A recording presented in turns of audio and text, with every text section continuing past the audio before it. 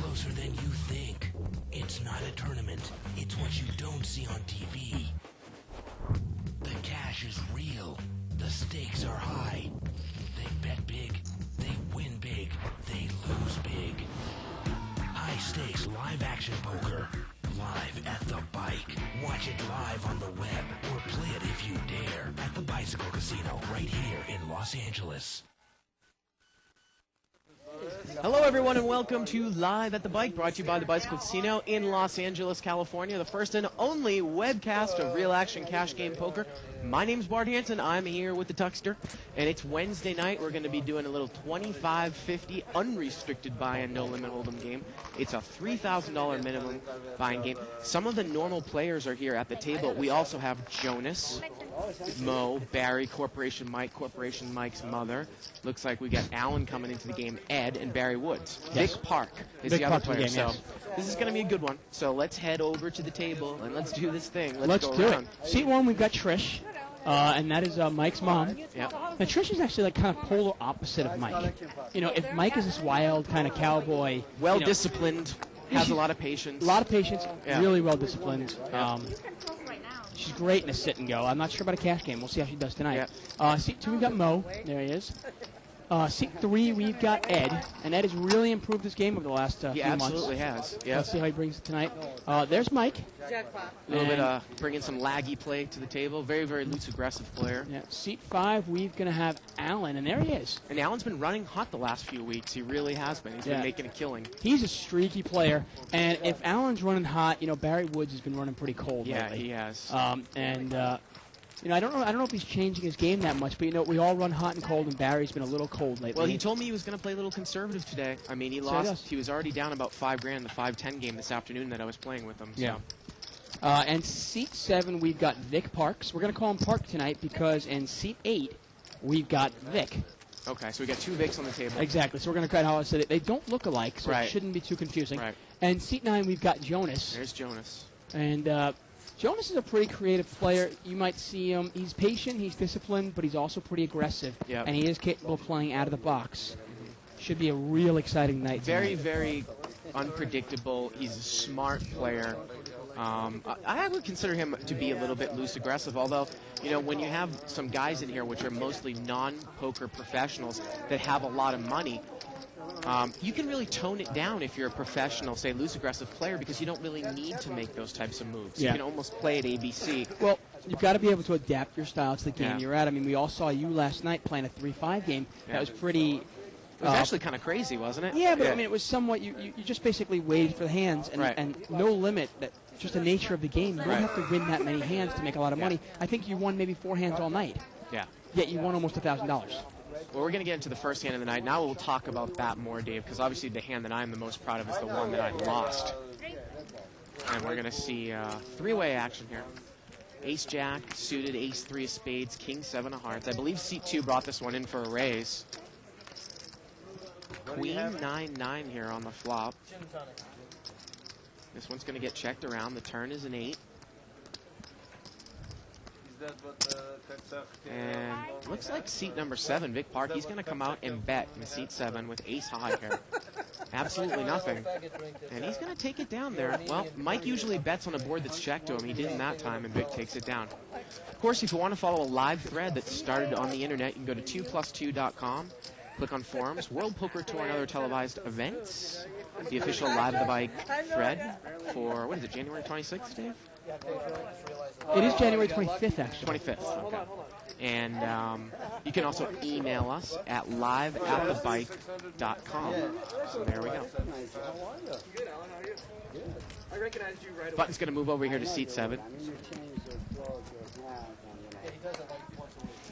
Vic Park there in seat 7. Yeah, Dave, you know, the hand that I should have been killed on was the hand that I came in late position with 6-3. We're going to take a look at another chip. We're a first chip count of the night, so this is going to give you a feel for where these players started. Nothing else. So this is just where they're starting point for everybody. Looks like Jonas has got pocket queens over here in the small blind in seat 9. And but Barry's going to raise it up here in late position. Yeah, he's got ace rag offsuit. He's going to make it, looks like 175 to go. And it looks like Jonas is going to play it slow, and he's just going to call. Well, that's but Jonas will mix up his game. The next time he'll range your queens. He really doesn't play. Look at Ed. Ed's got the same hand, so the chances are this is going to miss everyone. You wonder if a king comes out, how Jonas is going to play it. Here we go. It's about a $525 pot. Well, that's pretty free here for Jonas. Overpair to the board, and he checks it from up front. Yeah, I'm assuming that Barry's going to bet this, and Jonas is probably going to check raise it. We'll see what happens. Jack, 8-5, rainbow. Ed is going to check, it looks like. All right, I'll take queens for the ladies. Barry is pretty consistent with firing that bullet pre-flop if he's raised, or after the flop. And the pot is about $525 right now. Yep. You like what? 7 and queen. Barry's going to bet 375. Let's see how Jonas is going to play it here. He's got an overpair to the board. He's out of position. Looks like he's grabbing some raisin chips there, Dave. He's got some white chips. Now, the thing with Jonas is, because he does make moves sometimes, you don't necessarily put him on a real hand here. It just turns out that Barry doesn't even have a real hand at all. And he's going to make it 1,000 more here to go. I mean, this is one of those hands where Jonas is really hoping that Barry's got a jack. Yeah.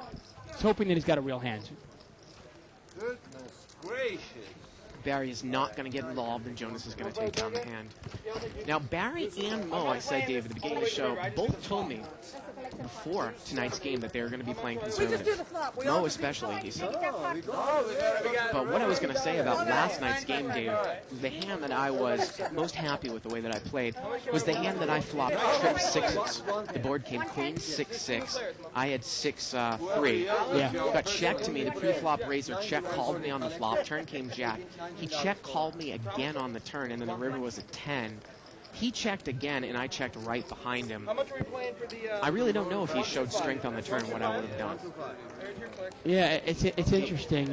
You really should have gone broke on the hand. Yeah. No doubt. Yeah. And it would have been no fault of your own. No. And, if you bet, he raises you, you re-raise, he moves in. Yeah. It's real tough for you to get away from that hand. Yeah. But the way he played it, you obviously put him on a real big hand, and you were right. It was a great play by you. Great check on the river. Ed's going to bring this one in here. It looks like for 150, he's got pocket threes. Corporation Mike's going to call it the suited ace, ace-9 of diamonds. And Vic Park's got a little trouble hand there. He's in position with king-jack. And Jonas is going to call with 7-4 suited. Here we go, 4 ways. It's about a $700 pot. Ace, deuce, 8 here, and Mike hits the ace. Let's see if Ed's going to lead here with pocket threes. He is. Now, this game is not short-handed. So, the problem with ace-9 here, you got to look at it and go, do I have the best hand? He bets 250 here, Ed, and it looks like Mike is going to make the call. Decisions like that, I wonder if they're actually thinking about that. Yeah. Obviously, ace-9 is not a great hand. Turns a 3. Ed's got a set on the turn. Yeah, but Corporation Mike's got the nut He's got flush the draw. nut flush draw with top pair, a bet by 500 and a call. We've got quickly an $1,800 pot. Here we go. The river. The river is the nut flush for Corporation Mike, and Ed's got a set. And it's a backdoor flush. I don't know if Ed will see this, and it'll be really interesting. Ed's going to bet 1,000, and Mike is going to put him all in for, it looks like, for another 1,000.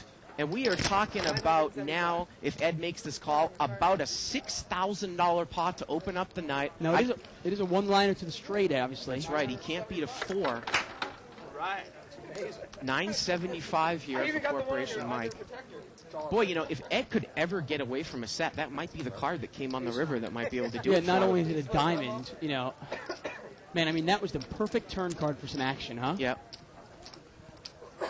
Now, in a case like this, the pot is so big. big. And Ed's going to make the call here. Well, I think what you were probably going to say was it's $975 more, Dave, and the pot's $5,200, right? Right. Now, this is my question to you. Yeah. Now, oftentimes you go, well, you can't lay it down. You're getting more than 5-1 on your money. But Mike knows that also. And Mike knows that Ed has to call. Mike knows there's no value in bluffing there.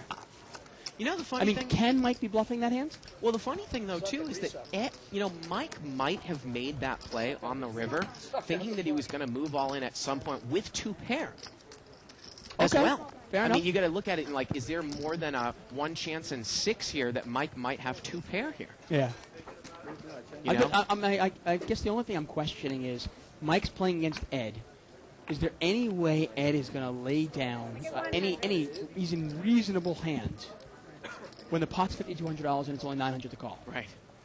Now, Ed's picked up pocket queens here. He's going to make it 100 to go. Seat 5 there, Allen's call with king 4 of spades. Barry's in there with 9-10 of spades. Jonas is going to call with king 10 on the button here. He raised the minimum? He made it 100, yeah, he made it. We're playing 25-50 blinds. So here we go. We got 5-way action, $500 pot. Ace 9-3 here. Nobody has an ace. Couple hearts. And Ed's going to bet 300 here into a $500 pot. And that might do it here, Dave. Yeah, you'd imagine it probably would. Maybe Barry takes one off. He can get stubborn sometimes, but he throws it away. Yeah. Jonas looks like he's not going to get involved here. And Mo had actually was in the hand with 7-4, and he's not going to get involved. He made the call there out of the blind. Yeah, he was already in $50 and that many callers. He couldn't resist. Minimum raise, 4 people to call. I mean, I guess he looked at it and said, you know what, it's $50 to win, say, $450.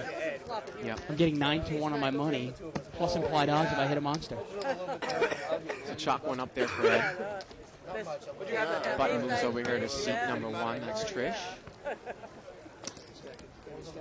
Jack, 8, 3. Like ace king, or did you raise 3 flops? Like ace king, or did you have like 2 sevens? Just take a seat, man. So there's Barry Woods. Now the chips that we're playing with in this game, white chips are $100 chips, purples are $25 chips. Big gray ones are thousands, and big purple ones are $5,000. Corporation Mike here, he's gonna straddle here, so it's gonna be $100 to call. And Mike is going to have the option. Doesn't look like Mike loves to re-raise out of the straddle spot when it comes back around to him, but he's got 3-5 offsuit this time. Probably not. This game is really going to play big. 25-50 blinds, unrestricted buy-in game. This is about as big as it gets in No Limit Hold'em, folks. 5-way action times 100, $500 pot. Here we go to the flop. 7, deuce, 4, and seat number 7, deuce 4, Vic Park has got bottom 2 pair. Now this will be interesting. Seat 4, Corporation Mike, is open-ended. He's got 5-3. And we had a bet here, I believe it was by seat number 3. That was well, seat 3 Ed is Ed. Queen 4. Yeah, he's got second pair. Yep. And, well, Barry calls in between. Mike calls in between, and Vic's going to raise it up here. Looks like to 500 more. Yeah, Barry called it the flush draw. Plus, actually, you know, Barry got that 6 of diamonds, too, which kind of is a low card. Maybe you can get a straight out of it. We're talking about a $1,500 pot, 500 to call. What was Allen get in away there from it? 8-9 clubs? 8-9, yeah. Unbelievable. I mean, what do you want to hit there? Yeah. Again, about a $1,500 pot, 500 to call. Vic Park's hit bottom 2 pair, and he's raised it up. Now, is Barry going to get stubborn here out of position with the flush draw? Well, the thing here is, you wonder here, it's a $1,500 pot, 500 to call. He's getting 3-1 on his money. It might be worth it this one time. I don't know if I'm priced out odds yet. as well. Yeah, I don't know if I'm priced out on this one. Yeah, Vic's got a lot of chips. Barry has a lot of chips. You know, if Vic makes it 1,000 more, it's an easy laydown, but only 500 more with a $1,500 pot, I'd probably take one off. Well, problem, you know, the worst card for Barry to get here if you pick up an offsuit king here on the turn. Yeah. I just don't think he would go anywhere if that happens. I'd imagine you're right. Out of position, pure flush draw against a pretty well-aware player, and Barry's going to lay it down. But the implied odds aren't really there. Oh my God. But you're just wondering if I'm getting 3-1 right away. Yeah. Might it be worth it to take one off? Right. I don't believe it, Barry. I don't believe you lay down a flush. Again, white chips are $100 chips.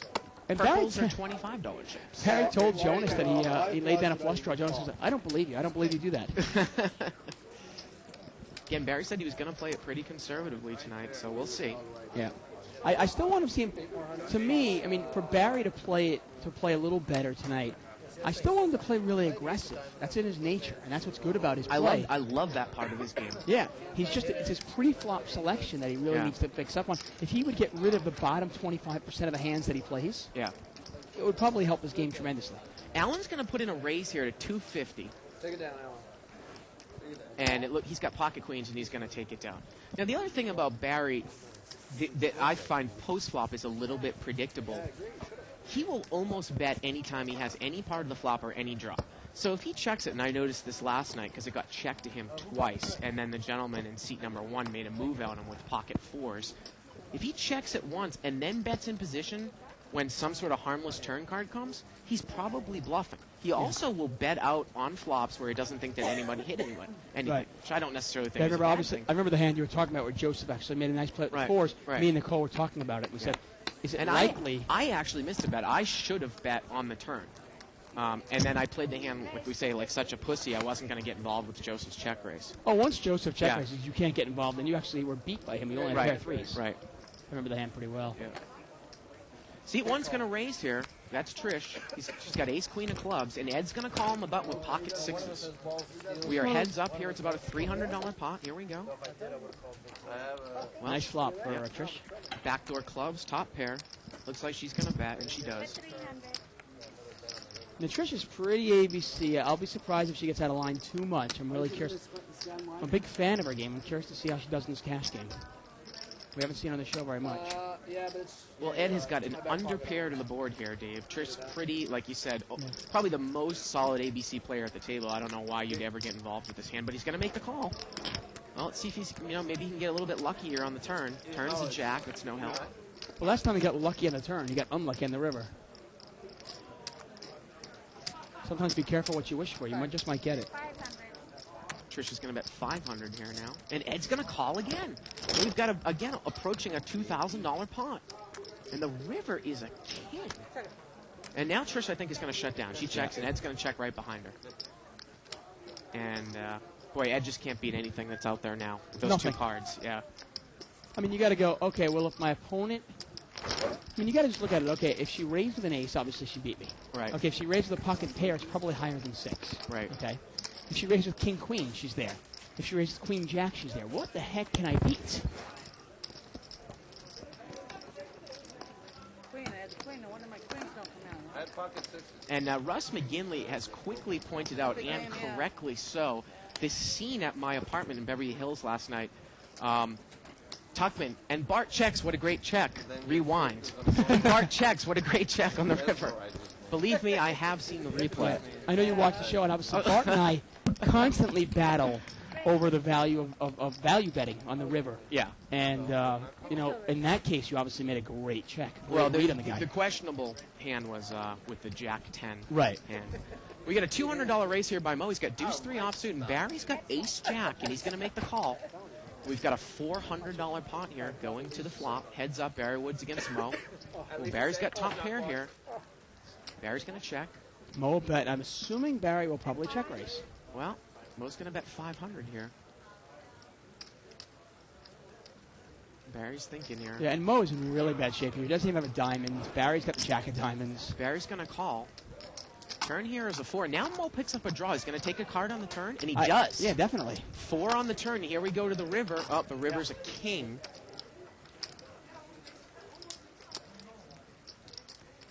And might you check this? I was going to say, I might check this to Mo and maybe have him fire at it one more time. Well, you Barry's can't, going to bet. Remember, you're playing against Mo. Mo is not going to pay you off with a weaker ace. Right. I mean, well, maybe he pay you off with a weaker ace, but I don't think he pays you off with a pocket pair. Well, obviously Mo is a cagey player, but that situation right there, Barry heads up in the big blind against a pretty good player in mid to late position. That's a very, very difficult flop, I think, to play out of position. Flop comes ace, king, 8, 2 diamonds. You don't have a diamond in here, and you have ace, jack. Right. Now, if Mo fires again on the turn, you're really in a tough spot. That's why we always say, ace, jack, out of position, you're going to win a small pot or lose a big one. Right. I'm going to reiterate what I said before. I mean, I really hope if Barry's going to play it more conservative, that doesn't mean more passive. It just means he's going to pick his spots better, hopefully, for his sake. Ed's going to raise it up here to 200. Got king 6 suited. And Alan's got the same hand. Ed's got clubs, Alan's got spades. How about a red flop? So here we go, king 6 against king 6. $400 pot. What else is new here, Dave? No, it does not hit anybody. Well, Ed's free rolling. 9-5. Ed's going to bet, and Alan's going to fold. Nice play by Ed. Continuation bet there. Takes it away. And you can notice, too, one of the other things that I have noticed about Ed's game that's improved is before, when he was first starting out in the game, he would constantly limp in with these hands, regardless of position. There, he raises it up with King 6. Much better, I think, than an open limp. Oh, you can raise with any 2 cards. You Right. saw Mo raise with Deuce 3. It Right. didn't work out for him, but you can raise with any 2 cards, Yeah. especially against the calling station who's going to fold when they miss the flop. Right. You just don't want to limp in with garbage, and you certainly don't want to call with garbage. Right. King, Queen suited here for Allen. He's going to limp in here. And we're going to see the pots limped around. 5-way action. We have And Allen limps in the cutoff seat with King, Queen of Hearts. Right. Jack 8-9. What a flop for Allen. He's flopped a monster. He's got a gut shot straight draw. He's got a flush draw. He's And got overcards. Well, Mo's going to come out and bet with King 10 here. He's got a gut shot, and Allen is just going to call. Now, the funny thing about this is that, if Mo keeps firing and Allen misses, Mo will take it down, but I think that Mo's probably going to shut down now. Now, look at Vic over there in seat 8. He's got the same King 10 of diamonds. He makes the call. Here we go to the turn. Turns an offsuit deuce. Yeah, and Park is out of the hand. There we go. See, Mo's going to bet 400 now. And Allen's hand was really big enough to raise at any point there. It's still big enough to raise right now. Barry Greenstein would say, save the raise to the turn, and now you raise it up. He makes 1,200 to go. He's going to win it. And if he gets called, he still has a lot of outs. Both players continue to call. And here we go to the river. The river's a heart, and that's going to give Allen the flush. But watch, nobody's going to bet this. And I guarantee you here, Allen's going to bet, and nobody's going to call. Allen has bet here. Looks like maybe 900. Yeah. Kind of dangerous over there for Vic in seat 8, chasing that with King 10, Dave. Now, we can see that the Queen of Hearts is already out, so he wasn't necessarily going to, well, I mean, what about, what if a 7 of Hearts had come there? Now, the other thing, though, too, you have to point out is that if he had the Queen, I guess it would be the good straight, right? Just like Mo would have had the good straight. Right, I mean, it's one of those things where it's a 1 liner to the straight, so it's not disguised. Right. But then again, if somebody just had a Queen high straight and just had a 10 there, you might make a lot of money if you have the King high straight. Sometimes you've got to have the balls to push with your draws. Right. If you're only pushing when you make it, you're not going to be successful in No Limit Hold'em.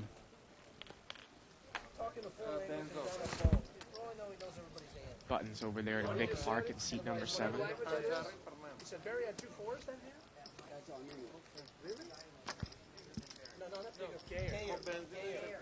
It looks like we're heads up here between the blinds. 6-9 offsuit and 8-9 offsuit. Ace 10-6 here. 6-9 has outflopped him. Well, it's going to get checked to Jonas here with 8-9. He's got a gut shot, and he's going to bet 100. And Vic is going to call.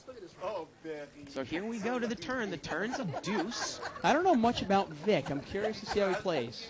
And this one's going to go check, check. Jonas takes the card, and the river's a 4. And now Vic is going to check again, and Jonas is going to bluff at it. He's missed his draw. If Vic thought the 6 was good, I'd imagine he's going to call here on the river, and he does. You can't think the deuce of diamonds or the 4 spades changed anything. Yep. I mean, there's just sometimes you got to look at it and go, does that bet on the river make any sense? Right. Would Jonas bet a 10 for value there? I'm not sure. And if he doesn't bet a 10 for value, well... And again, I think one of the other things that I've pointed out, we've talked about stop bets sometimes on the river and such like that. But kind of one of the new things, at least in my game, that I feel, that's really important, especially as you get up to these higher limits, is pot control, controlling the size of the pot. It's very difficult to play hands out of position. And sometimes, like I said, if you're against a cagey player you make a stop bet, well, now you've made the pot bigger. Whereas if you think you have the best hand, you check and call. That actually might be the best way to go about it as well. Well, I mean, you think about it, and I'll give you an example of the way I played a hand versus Barry Woods last night. Well, we've got pocket kings here for Jonas, and he's going to raise it out of the small blind here. He made it 100 more to go, a couple limpers, so not much more here. And Barry Woods and Vic in seat 8 are going to call. Here we go. And they both share the queen there, so let's see what happens. Rags on board here. And this is a pretty straightforward here. Jonas should bet. Vic and Barry should both get out of there. Yeah. So you're playing a hand against Barry Woods. I was playing against Barry Woods. Okay, the flop comes out. I have Queen 10 with the 10 of diamonds. Right. Okay. Barry puts a little $30 raise in there. I'd already limped in, and Barry puts a little $30 raise in the button. And he'd been raising a lot of the button. So I take the flop off. And the flop comes out Jack 9 5 all diamonds. Okay, so I got an open-ended straight draw with the 10 of diamonds. I decide to put a little bet in there. Try to see if I can take it down right there. Right. And I'll get to it in a second after this hand. We got a straddle here. Tease you with the rest of it. Straddle here by Ed. So it's going to be $100 to call. Vic Park's got pocket eights over there in seat 7. He's going to make it 400 to go. 4 times the straddle. Jonas takes a look at Vic's hand in seat 8. Doesn't like his hand either. Throws them both away. But look at this Ed. Looks like he's going to call. He's got 9-6 offsuit. He's got 1 overcard. Wow. Well, here we go. $800 pot. Heads up. King 5-8, and Park has flopped a set. He's got middle set here. Couple hearts. Ed's got a gut shot. I mean, if he catches a 7. Vic is going to slow play it. Turns the 3rd heart. And if Ed catches a 7 here. And look at this. Vic has induced the bet here. Ed has bet. Buy something nice? Let's see what Vic is going to do. I am. I wait outside at night. You're in trouble. One of these nights. Wow, and Vic is not scared of the heart here. He is going to raise it up. Yep. He's going to make it 2,400 to go, and this is pretty much going to put Ed all in. So I guess Vic figured he hit the flush. He hit the flush. There's nothing I can do. I tried to induce a bet here by Ed, and it worked. And again, earlier, as we listen to Ed here, Ed's trying to piece it together, but he only has 9 high. a couple months ago, I would have said, Yeah. boy, that's really a missed value bet on the flop to build the pot with a set of 8s, because you know that Ed isn't going to bet into you if you check behind him, but he might check call with a 5. But look at this. Look how he's changed his game up. Yeah. So there you go. And I like Ed's bet there. Yeah. He bets on the turn, Yeah. thinking, hey, why not take a shot at it? It gets Right. raised, throw it away. No big deal. Anyway, okay, so the flop comes out Jack 9-5, 3 diamonds. I've got Queen 10 of diamonds. I throw a little $75 bet in there. The pot's about 100. And Barry raises me up an additional, makes it 300 to go, so 225 more to me, which really put me in the test. Behave. Oh, but hey. Straddle here by Mike. Alan limped in here. Jack, ace jack. In early position. Yeah. 4-way action here. 4 players. $400 pot. Mike's in the straddle spot. This is a limped around pot, $400, folks. Well, Alan's got top pair here. See if he's going to put a little bet out. He's going to bet 300 here with the Yeah, ace jack. nobody else even has a pair, so. Take it down, Alan. And he takes down. Anyway, Barry bets that. Yeah, that's good. And I really thought, I mean, and from Barry, the way he was talking and the way he was saying it, I was pretty sure that he did not have a diamond in his hand. In fact, I actually thought he might have an overpair like kings or aces, or even queens. And there might be a chance he has ace-jack. Now, if he's got aces or ace-jack, I'm a significant favorite over him if he doesn't have a diamond in his hand. So I actually moved all in for an additional $1,100. Turns out Barry had the one hand that I was an underdog against. He had a set of 9s. But I bring that up, actually, because you were just talking about it in terms of checking and calling, because I kind of artificially built up a bigger pot by trying to throw a little controlled $75 stop bet in. Right. And Barry said, no, I'm not going to go As for that. opposed to checking and calling, which we normally say isn't necessarily the best way to play it, but it all depends on the situation, right? But if I check, Barry Yeah. might throw a $150 bet in Right. there. I might lay it down, I might raise him, who knows? $200 bet here by Vic. He's going to take it down with ace king. People who are familiar with Live at the Bike and have seen many of the shows can remember a hand with Kathy Liebert where, basically she had a gigantic draw. I think she was out of position. She was out of position with, she actually was in position with ace queen of hearts. Okay, but instead of raising with her draw on the flop, the guy had put out such a weak bet. I mean, her thinking was, well, I don't want to really face a big re-raise. I actually want to see the next card. Yeah. So she just called. Yeah, and she ended up getting paid off to the tilt. Right. Through that. Obviously, I bring up my hand last night to bring 2 points up. Obviously, there's different schools of thought on the way to play a hand. And also to reinforce raising with your draws. Trish has raised here, pocket tens. Jonas has got ace-jack out of position. And look how easily it looks like he's going to fold that. Yeah, he's playing the player, Yeah. Jonas is a pretty experienced no-limit player. Right. And, he doesn't really want to get involved with a dominated hand against a player like Trish. Jonas had limped in there, looked like in third position with ace-jack. Trish had popped it up there, and he easily folds. Yeah. I mean, we might only see Trish play 5 or 6 hands all night. But unless she gets a real bad beat, I would be surprised if she didn't win. Right.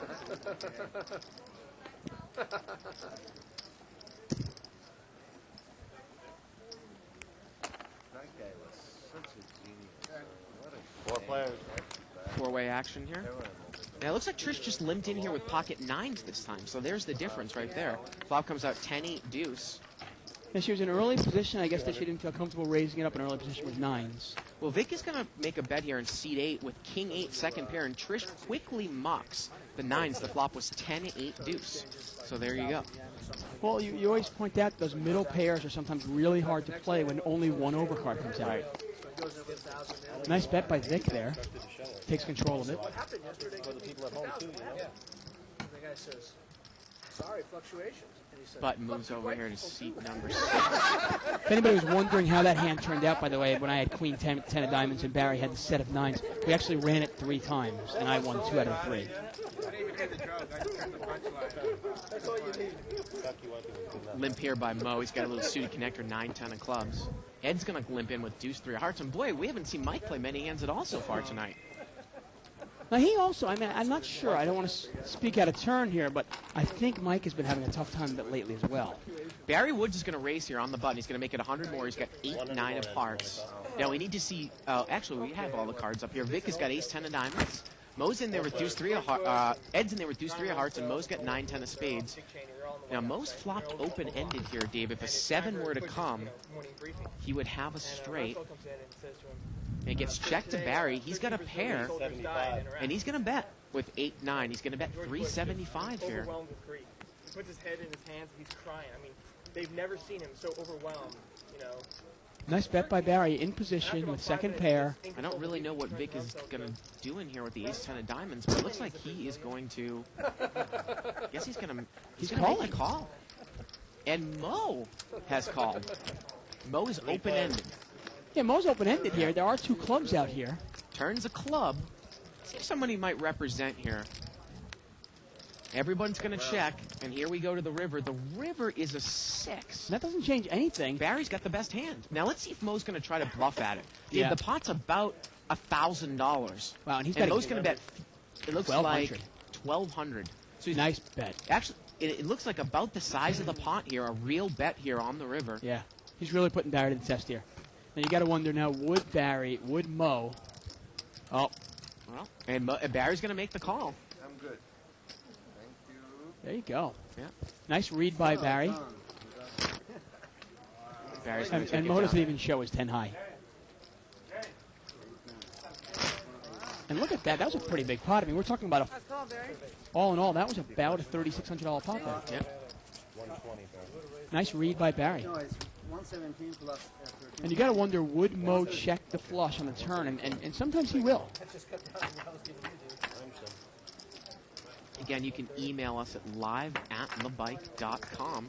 Check out our website, live spelled out at thebike.com. Check it out. Again, we want to Yeah. point everyone that Mike hasn't voted yet in the bluff poll to go to bluffmagazine.com/reader's choice and vote for Live at the Bike for best poker show and best poker commentary. If you're not sure how to get there, it's, what do you say? It's poker, what is it? The site. I'm looking for it. Bluffmagazine.com/reader's choice. Right, or you can go to liveatthebike.com and you can set vote for Bart and Dave. Right. Click on that and there's a link that will take you to the bluff poll. 250.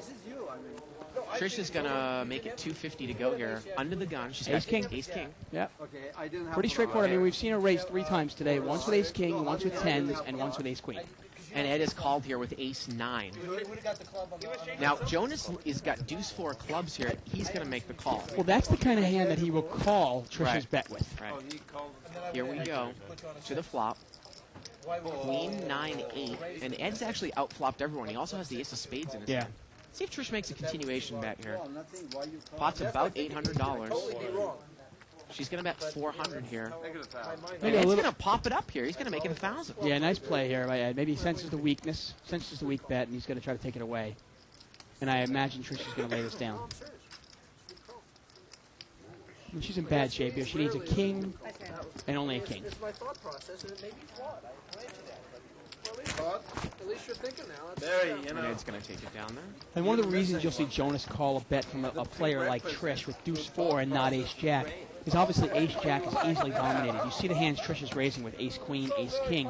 You don't want to be calling raises with ace jack or ace 10. But deuce 4, he's pretty sure those cards are probably alive. And if she's got a big hand and he hits 2 pair or trips, he might get her whole stack. Who knows? After your massage will get you involved. I guess 875, right? Buttons in seat 8. That's Vic in seat 8. Option. Again, we haven't seen Corporation Mike play many hands so far. Yeah, he's playing it really tight so far. Allen limped here with 9-6 offsuit. We're going to see between the blinds and Allen. 6-7 of clubs and Jack 10. Queen 7-10 here. Looks like seat 9's got the best hand, Jonas. Yeah. He's going to bet with Jack 10. Takes it down. Yeah. Allen loves to limp in with those really just basically garbage hands. I mean, 9-6 offsuit. Well, as you can see, I mean, I played 6-3 offsuit, Dave, but that was to a raise and about 4 callers, and I think I was on the button. Yeah, last night. it's much different there. Yeah. Might be a steal. The board's pretty scary. I still can't believe I still have my stack after that hand. You're not going to limp in with 6-3. All my check raise is 8-6. I mean, I really want to pat you on the back for playing it the way you did, but I got to tell you, I mean, I still think the other player misplayed it so bad When you just call a lot, not to get your entire stack. You know, if you really look back at the hand, I think that the river play is almost a no-brainer. I'll limp in. Then check Right, but it shouldn't even have gotten that far. Yeah, yeah. I mean, how do you check, call, check with queens full? Limped around here 6 ways. It's a $300 pot. Again, 25-50 blinds. Jack, deuce, 10, couple hearts. Looks like we get a Jack 5 of diamonds over there for Ed. He's going to check top pair. we annihilated half your race. And Barry, he's got king 10. He's in possession. He's going to bet it. He's got second pair. 250. He's going to bet 250. Oh, he's going to call me cocksucker all night. What Jonas is going to fold. Trisha's going to fold. And looks like Ed is going to make the call. So here we go to the turn. Turns a deuce. Ed still has the best hand. Yes. Ed's going to check. Barry bets 100. And Ed's going to raise. And look at that. You know what? Barry tried to put a little, like, a little dilly-dally bet in there. But look at this. Barry looks like he might call, and he is going to call. Wow, and he's in bad shape. Wow, and the river is a 3. That's no help. Wow. Hello? There's we are. And I imagine it's going to check here. Well, let's see. Let's make it 1,000. And Ed's going to bet 1,000 here with a mediocre hand. Well, he sensed Barry's weakness, and he's taking advantage of it. Wow. And he might think that he might have to bet. Well, Dave, it's a $1,000 bet into a pot that's about $1,500. The only thing I'm wondering here now is betting against Barry. Well, actually, no. You know what? I was going to say, can you get Barry off the jack? Probably not. But better than that, can you get Barry to call with a 10? You might be able to. Well, he's still thinking about it here. I mean, you know, we talk about the pros and cons of betting mediocre hands on the river. One of the pros is the fact that, you know, is it a total bluff or is it a monster, Dave, like you say? And obviously Jack 5 is neither one of those in this case. This is a very, very marginal holding. Right. Most players, I would say 8 out of 10 players, would check that with Jack 5. Right. The fact that Ed is betting it, he really lays credence now. Later on when he bluffs, it's hard to know what he's doing. And Barry has not laid this hand down. The pot's 2,500. It's 1,000 to call. Actually, it's about a $2,000 pot, 1,000 to call. I mean, there are a lot of draws out there, and the 3 of diamonds didn't complete any of them. And you're kind of wondering, you're going, well, is this guy bluffing or does he have a deuce? Barry's still thinking about it. And oftentimes, as we see in this game, players are very, very close to cutting out chips to calling here. Yeah. And he might talk himself into calling this. And he's going to make the call, and Ed's going to turn over the jack. And he's going to take it down. 2 pair, and I bet you Barry thinks he's good, but the jack is good. Wow, and I'm sure Barry is flabbergasted by that, as would I have been if I was playing in the hand. Well, you'd never expect somebody to bet that hand. Right. You'd be sitting there in the river, and oftentimes I'd be sitting on the river going, wait a second, he's betting this. He either has a deuce Right. or he's got a misdraw. Right. Small blind. Ed, big blind. Now, with Ed, you never know. He could easily have a deuce. Straddle. Straddle. Straddle here by Corporation Mike, and again, we haven't really seen him play a hand yet. He's in seat 4, and he doesn't have much here, king 4. But Mo in seat 2's got pocket kings. Now, it's interesting. Mo sometimes might play this hand by limping and hoping that Ed might raise out of the straddle spot. Dave. Let's see. Well, there's a bunch of limpers. Let's see. I don't think that Mo is going to chance it. Let's see if he's going to raise. Actually, Mo isn't at the table. He's not at the table, and his hand's going to get mucked. Oh, my. Wow. So we're going to see five-way action here. Mo got up from the table. He had pocket kings. Oh. Oh, and the flop comes out ace, ace, 9. And Barry had ace, 6 of hearts. Yeah, he's got trip aces here. And you know what? By not being at the table, Mo might have saved himself some money. Because you got to think he would have bet, and Barry probably would have called the raise by Mo. Turns a jack here. Big Park's got a club draw now. And with a paired board with 2 aces out there, it's less likely your opponent has an ace. And look at this. Ed's going to come out, and he's going to bet on the jack. He's going to bet 200. And let's see what Barry's going to do here. He's going to mini raise it up to 400. Now, does Vic really want... Vicky's got a straight draw here as well as a club draw. But the board is paired. And you wonder, though, if you're Vic, you're thinking, wait, if I make a hand...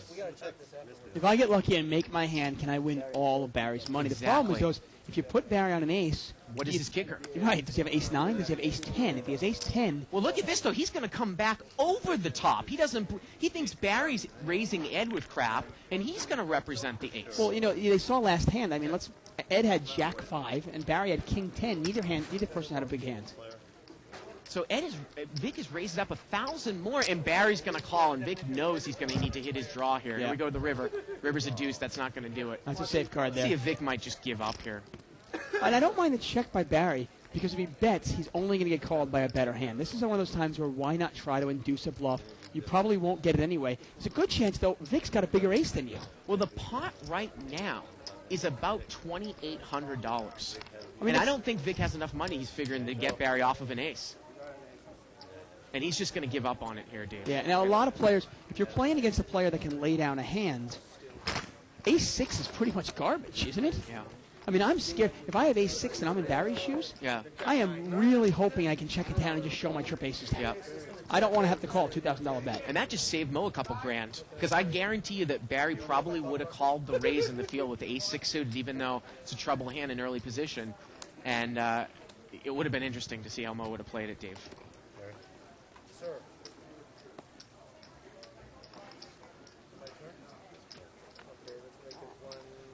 Now, Jonas has got pocket queens here. We've got ace-king and ace-queen and king-jack of clubs. Wow.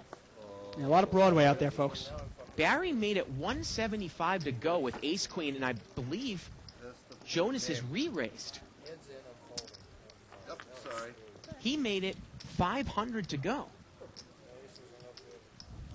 Ed calls here with the king-jack of clubs, a raise and a re-raise. And Corporation Mike is going to come back over the top. You know, raise, re-raise, call, and Mike comes over the top with ace-king. And you wonder what's going to happen here now. Is if Jonas moves all in over the top of Mike, what's going to happen?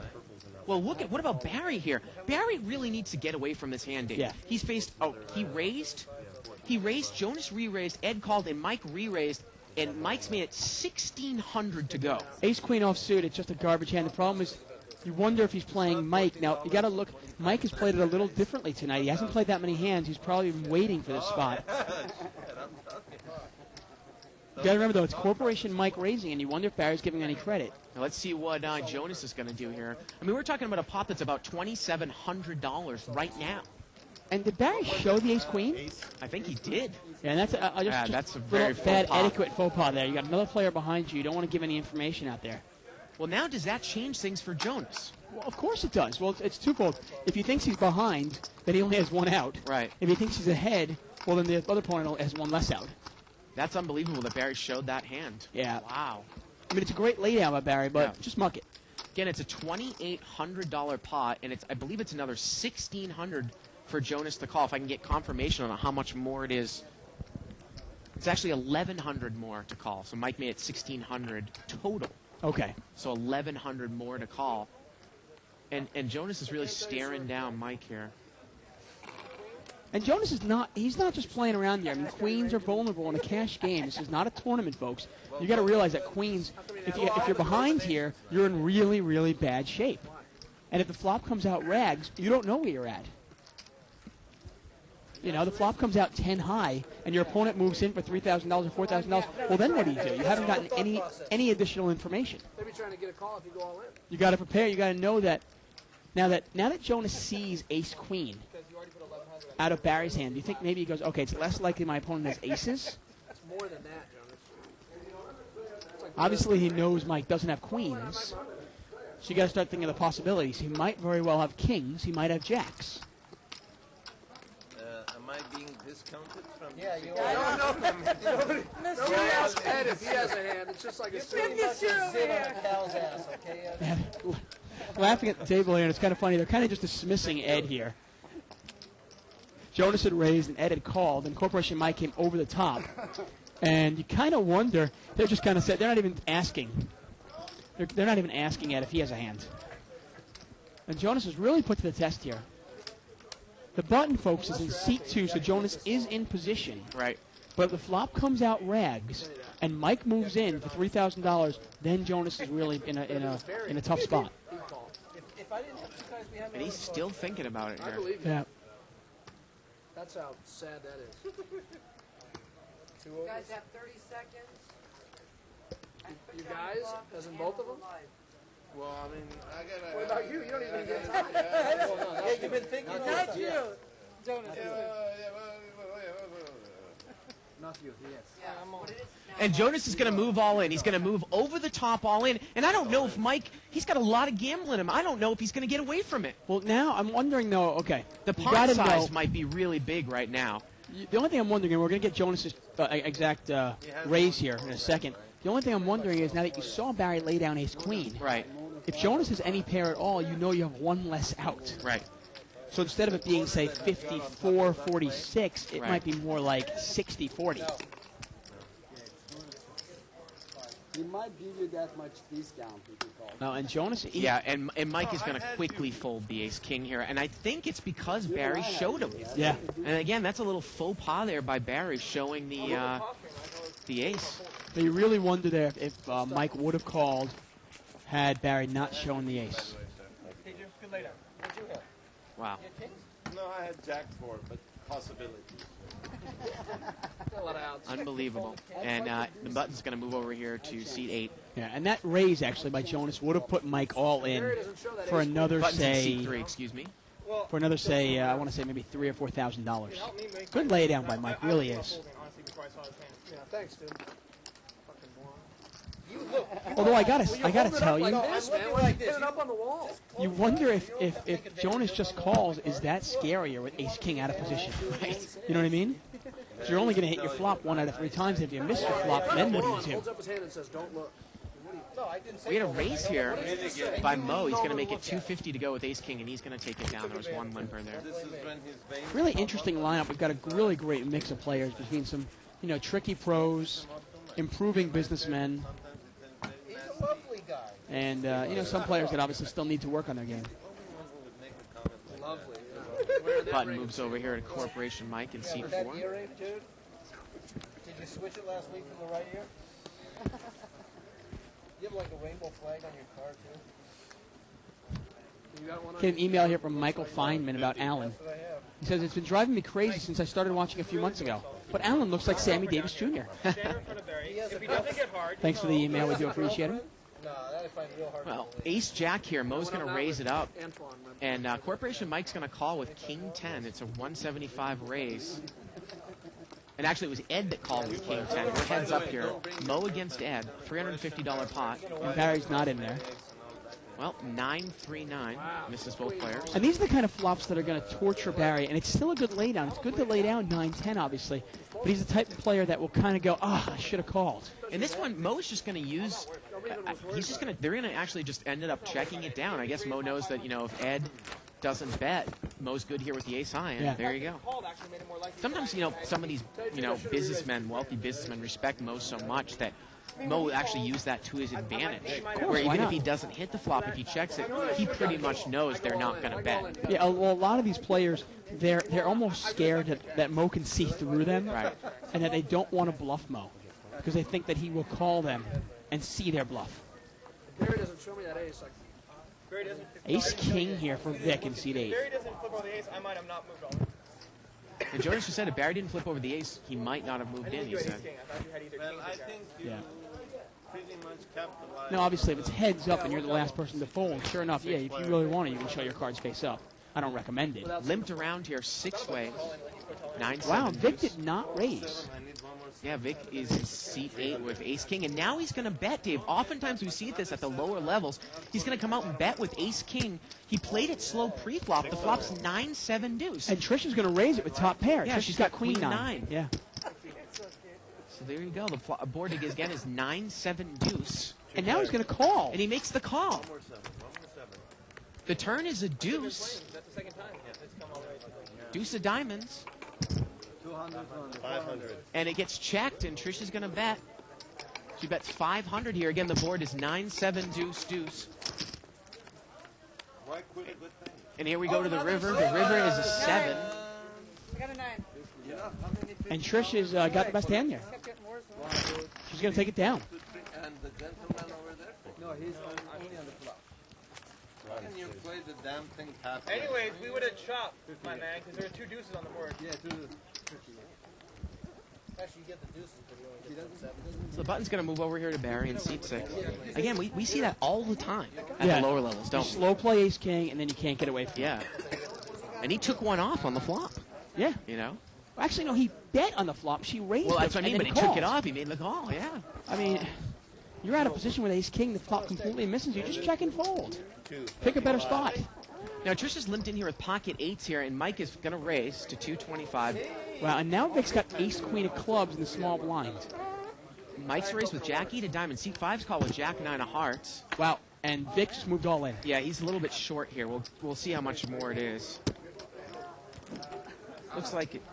Well, it's 850 more here, Dave. 850 more or 850 total? Wow, I think okay. it's 850 more, so I don't even know if Mike can call here with the Jack 8 of diamonds. He's going to fold. Yeah, well, Mike was on pretty much a steal here, so I don't think he can.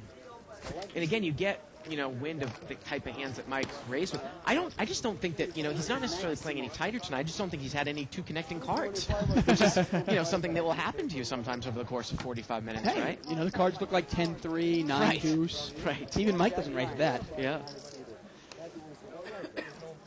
Button's going to move here to Vic Park in seat 7. Yes, I am. I'll take preliminary. Small blind is 25, big blind is 50. You're watching live at the bike, folks. No limit night. I'm David Zuckman here with Bart Hansen. Perfect. Yep. Now, Mike's going to limp here with King 8. Barry's going to limp with Queen 10.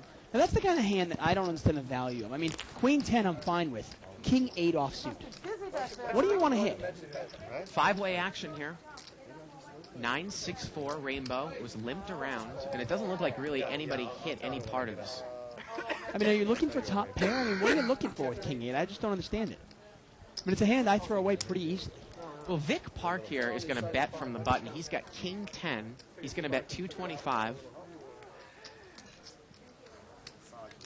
Jonas folds. I could have done the Bobby Hawk. Again, the board didn't hit anybody, and Vic Park is going to take it down. Yeah, that happens more often than not. The Yeah. board just misses everybody. Yeah, there you go. Vic uses his position, takes it down. Vic Park, that is. Yeah, of course. Vic Park as opposed to Vic in seat 8. Exactly. Money all the time. You looked at the fucking cards you played. Either sucking out on me or showing you looked at the fucking cards. Yeah, I went like this. Wow, Barry seems like he's getting real into it over there in seat 4 now. Cuss, cuss, cuss. Well, it's funny, I mean, Barry and Mike kind of have a love-hate relationship. They love to really give each other crap.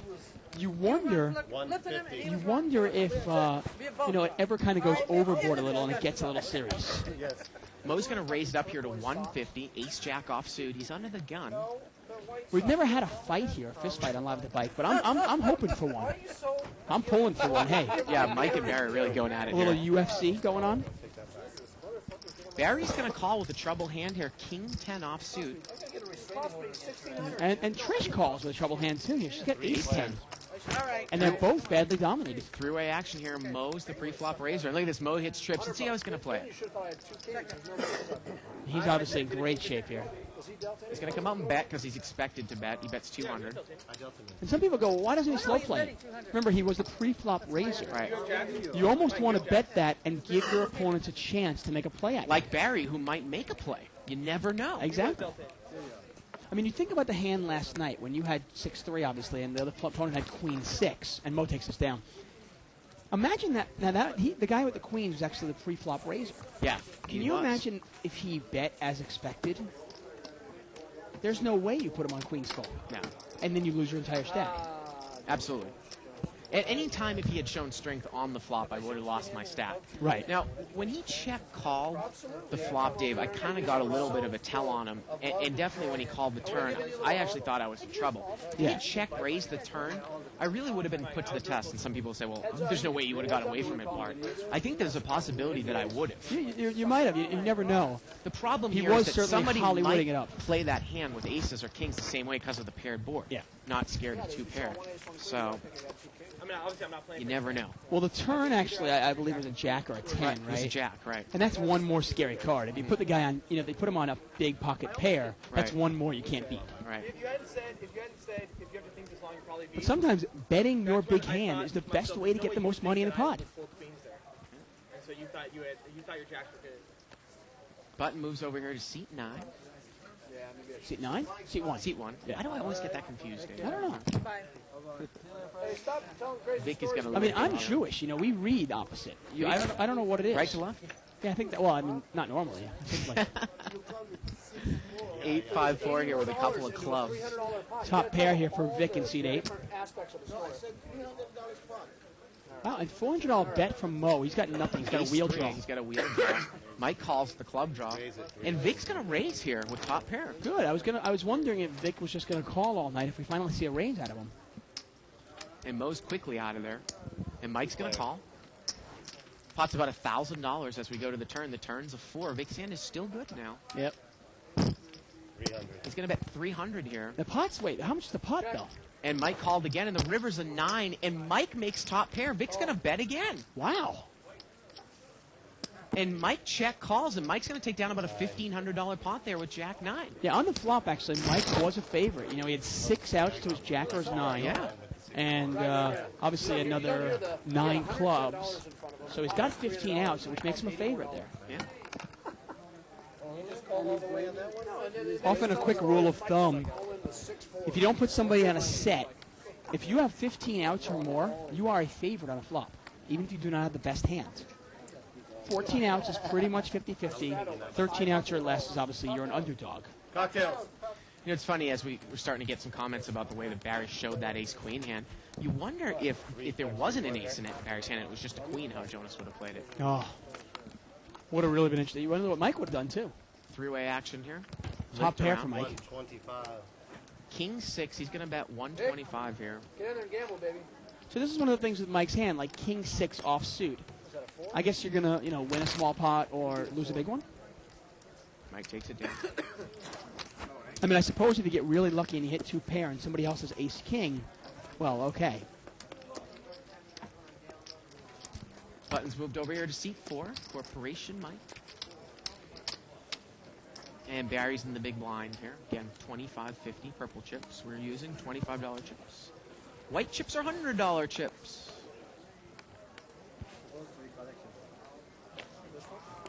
And it's funny, obviously, people always want to penalize somebody for showing their hands. And the foreman can come over and say, please don't do that again. There's not much else you can do. Well, here, it's going to get limped around here, and Mike is going to raise to 250. He's got King Jack offsuit. He's on the button. Why not? You probably have the best hand. And if you don't have the best hand, you have position on everybody. Well, Jonas is limped in here with ace-7 of hearts, and the action's back over to him. He's not going to get involved. Yeah. Wow, even against Corporation Mike, he's not. I'm surprised. But Mo's got pocket 3s, and he's going to make the call, and we're heads up here. King Jack against pocket 3s. Well, King 9 deuce. Mike's hit the top pair. Yeah. And it goes check, check, and look at this. The turn's a 3. Oh, wow. Mike lets a free card go off, and Mo checks the turn, and Mike bets. Turn's a 3. Oh, my. And Mo's going to check raise here as a $400 bet, and Mo's going to check raise. He's going to make it 7 more, and Mike calls. And the river's a 4. How much is Mo going to bet here on the river? I wonder if Mo's going to put a nice $2,000 bet here. Pot's about $2,000 right now. And what a free card given there by Mike. What can you get Corporation Mike to pay off? And Mo's going to bet here $1,500. What a turn card. Yeah, he just gave it to him, and You know, Corporation Mike was trying to set up a play, trying to play it tricky, let the turn get there. If he makes this call, we might see him steam off the rest for a while here when he sees what happened to him, Dave. Yeah. And you wonder if Mo's even going to call. And he calls. He makes the call. Mike makes the call, and Mo's going to turn over pocket threes, and that's really got to kill Mike. Yeah. Unbelievable. You wonder if Mo even calls the flop. Does No it take way. one I don't off? think so. You never No know, way. but maybe Mo raises. You never know. Yeah. I just don't understand what the point of, if you have King Jack, why are you checking on the button on the flop? Well, you know, there's a lot of things about Mike's game I like. I actually don't mind the loose aggressive style if he doesn't go overboard, but the major leak, Dave, that I find with Mike's game, and sometimes he'll do it pre-flop when he limps in with big hands. If you are betting every single flop, why wouldn't you bet with your made hands as well? It just doesn't make any sense. See, to me, there are times, if you want to mix up your play and kind of disguise your holdings, Right. I have no problem mixing it up. But with a hand like King Jack, you've got to try to think of a hand, what will my opponent catch that will give him a decent enough second best hand where I will get paid off? Remember, if he catches his ace, you're behind. Right. You know, and if he catches anything lower than a king and it's only one pair, you're not going to get paid off. And look at Mike. He's raised here. He's got King Jack suited again, 200. His mother has called him and Alan's called him. Here we go. $600 pot. Jack 5-6. Well, see if Mike is going to bet top pair now. Yeah, he's got top pair again. He's playing 2,000 behind, and this time he's going to bet. You know, the funny thing is we've oftentimes seen Alan call here in this spot, but he's not going to call. Yeah. You know, with the single ace, backdoor heart draw. One Mike, overcard. Yeah, Mike's going to take it down, though. And there's the 2,000. You know, and obviously Mike had to get unlucky. You know, some people could say, well, he was inducing a bluff, and Mo is likely to bluff on the turn if he misses, right? Yeah, but if you get sucked out on, you know, you have nobody to blame but yourself. But I have to agree with you. I mean, when Mike is betting all his bad hands and he's bluffing all the time, why not bet your made hands? Make it all look the Funny same. thing is that, you know, if I were Mo, just my style, is that I actually would have come out and bet the turn, trying to think that maybe Mike had a monster hand and he was going to raise me. You know, sometimes it's that reverse 3-bet as opposed to check raise the turn. He got the call anyways by Mike, but, you know, you figure if he bets, Mike's going to come over the top of him on the If turn. he's got, right, Yeah. you figure, okay, what is Mike raising with and then checking on the flop? Right, He's right. probably got a real good hand. Right. Limped around here. This is a collection pot. I believe it's $15 per player per half an hour. Whoever wins this pot pays the collection. Here we go to the flop. Ace 10, 3, couple spades. Doesn't really hit anybody here. Well, we got a Queen 10, and Alan's got 8, 10. This is the kind of hand sometimes Alan gets himself in trouble with. Trish bets, and Alan's going to call. Yeah, what could you possibly beat if Trish is going to bet that board? Turns a 3. I mean, maybe Trish is betting her spade draw. Check, check here. Turns a 3. And Alan doesn't use his position. The river's a king. You wonder if Alan's going to use that spade now. No. No. And actually, you know what? This one's going to get chopped up, though, because both players play 10s and 3s with the ace kicker. That 3 on the turn saved Alan. Now, Alan's got to be playing the player. Now, what kind of hand is Trish betting? And if she's going to check me on the river when the third spade comes out there, why not represent? Right. What second best hand is he going to make, though, when you check there?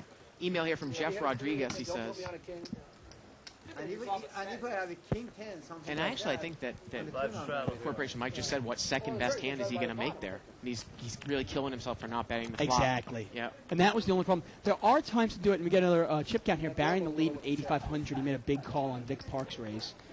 And Mo, too, as well. So he's up a few thousand. Corporation Mike has bought in for another 2,000. Obviously, we don't have the last hand in there. Mo is up a lot, obviously. I think Corporation Mike's down to about 3,000 right now. Okay. Jonas is up to 7,500.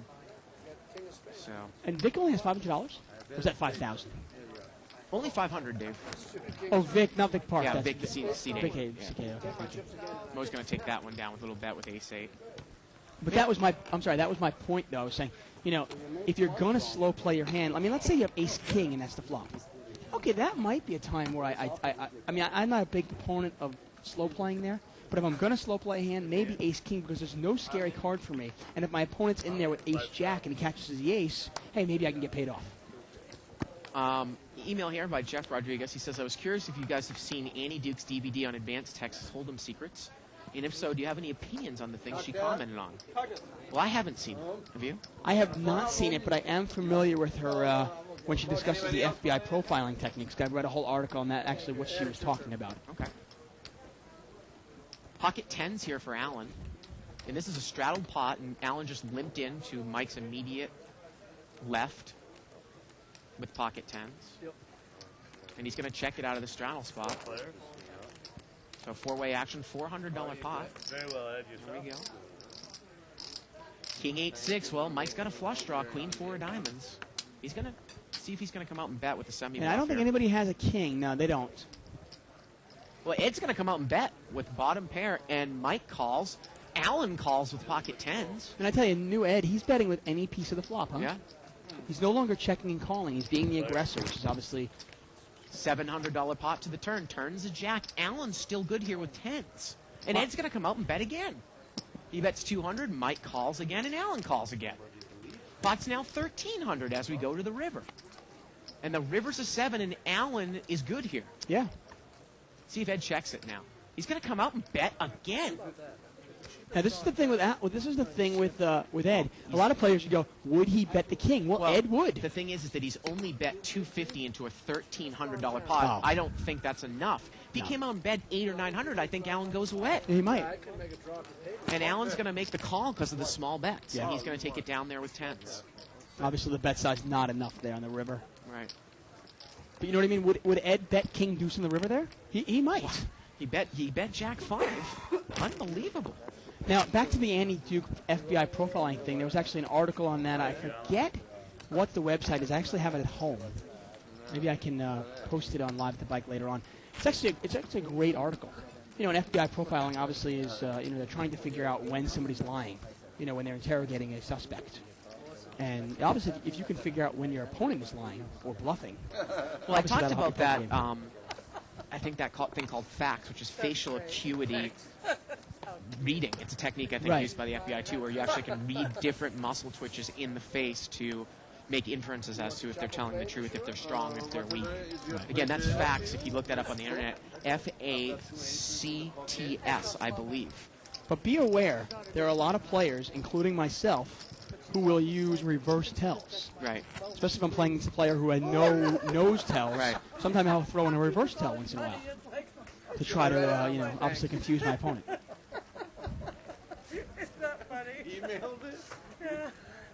Once again, we're live at the Bike, folks. No Limit Night. Blinds are $25.50. I'm David Tuckman here with Bart Hansen. If you have any questions or comments, please email us at live@thebike.com. You can also go to 2+2 thread, a live thread that we follow during the show. Yep. Just go to 2+2.com. Go to Live at the Bike for January 25th. Well, look at Trish. She limped in late position with ace, queen of diamonds, and Ed's going to raise with ace, jack offsuit. And Mike's going to call with king 10 of diamonds. Could Trish possibly pull the limp re-raise here in seat 1 with ace, queen? And she is. She's going to limp re-raise with ace, queen of diamonds. Wow. She's going to make it 300 more here. I mean, that's just... she was only 2 off the button. And Ed's going to call. And Mike calls. Nobody got out, huh? And so does Allen. Allen's got jack 10. And we have quickly got, folks, a $2,000 pot. Wow. Trisha is the pre-flop limp And this flop's re-raiser. going to come like 7 high.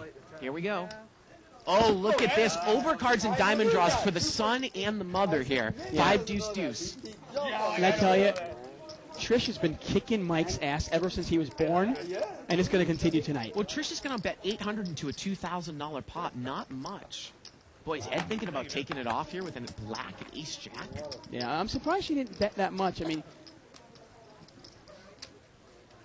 to me, with a draw like that, why not really show the table your pot committed? What is Mike going to do here? I mean, do you think obviously that Mike check raise all in here at this point? He very well might. Well, the And problem Ed's is going to call. Well, the problem is the And there way it is. There it is, Dave. the problem with Trisha's hand is, with the way Mike's played the hand is, you almost got to put Trish on what? Pocket 9s, pocket 10s, pocket 8s. Well, Allen's going to fold here, and this pot is going to be it's a $6,000 pot, $2,300 for Trish to call. And this is, I got to tell you, you have ace queen of diamonds here Yeah. against your son. I move all in. I mean, Mike has moved on. I call. Yeah. No doubt. It's a I call this. $6,000 pot, $2,300 to call. The only thing you can really be hurt by is if Mike had a deuce here, right? Yeah, but I don't put him on a deuce. I mean, he's not calling a raise and Right. a $500 re-raise by his mother Right. with a deuce. Yeah. I mean, we've seen crazy things from Mike. I just don't buy it. I think this is an easy call here for Trish. Plus that extra dead money in there by Ed. Again, it's a $6,000 pot, $2,300 for Trish. I mean, to call. I wonder if you put Mike on like pocket 7s through pocket 9s, maybe. And if he has that, you are a favorite with 2 cards scum if you don't know Right. the other 2 cards. And you're getting 3-1 in the pot. Well, you got to think about, okay, you replay the hand in your head and you go back to the flop, before the flop, pre-flop. Ed raised, and Mike on the button just called. And she's going to make the call here, Dave, and it's the right call. Yeah. I'm sure Ed's going to get out of here. And Mike is in horrible shape. He's going to need a king or a 10. He needs a king or a 10. He's got 6 outs. Yeah. But obviously Trish has got redraws even if he catches the king or the 10. What? And the pot is so Ed huge. going to call here? I think he might be lured in by a big pot. I mean, the pot now is 8,300, 2,300 to call. And Ed calls, and we're over $10,000 here, folks. And Ed's in really bad shape. Ed's drawing 2 outs. He needs a jack of clubs or the jack of hearts, and only the jack of hearts or jack of clubs. Offsuit jack for Ed. It's a $10,000 pot here, folks. The turn is a king, and look at Mike suck out. And here we go to the river. The river's a 3, and Mike takes it all with a huge suck out. Wow. Oh, man. Huge. Unbelievable. And he knows it. He knows he got lucky. And I was going to tell you, I really thought Trish would be a big winner tonight. The only way she wouldn't win is if she got sucked out on, and sure enough she did, by her son. How can you get your chips in a better spot?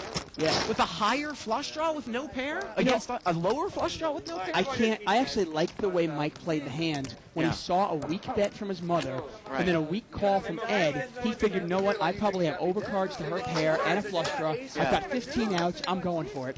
How can he possibly put her on the same flush draw? You're going to rub salt in the wound? The only call I don't understand is how does Ed throw another $2,000?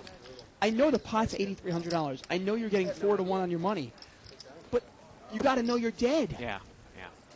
He doesn't even have a diamond in his hand. He had ace jack black. Well, again, the different, players come here for different reasons. Ed's not a professional poker player.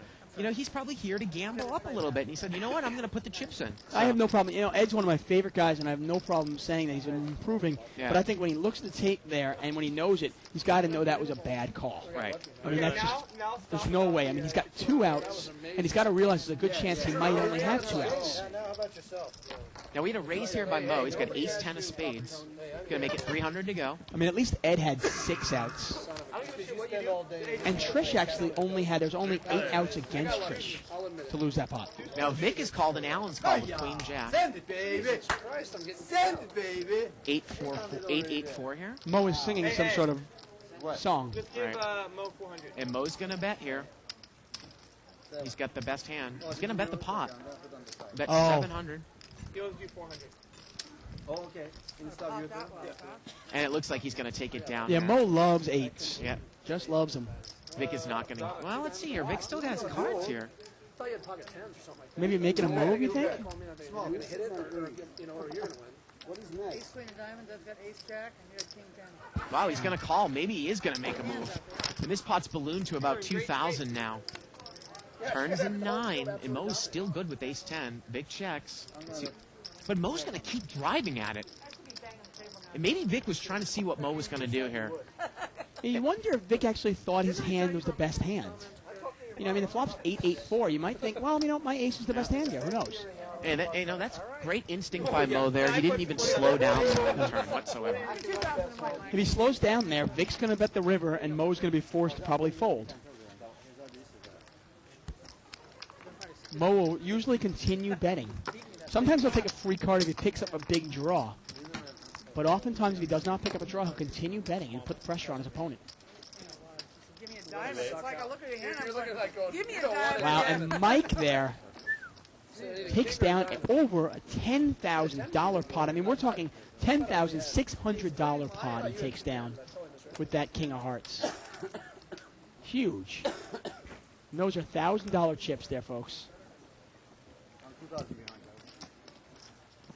Man, I tell you, is that any way to treat your mom? She brings you into this world and you suck out on her like that?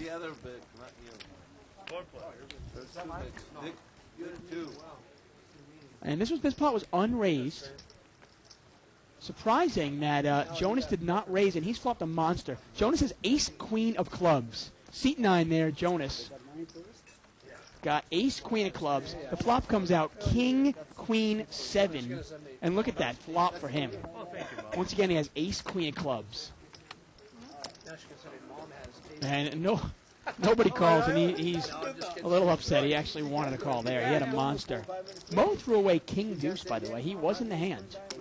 Threw away top pair, no kicker, without even thinking about it. Sometimes no limit hold'em. Actually, sometimes all poker is really about picking your spots. You don't have to win every hand you play.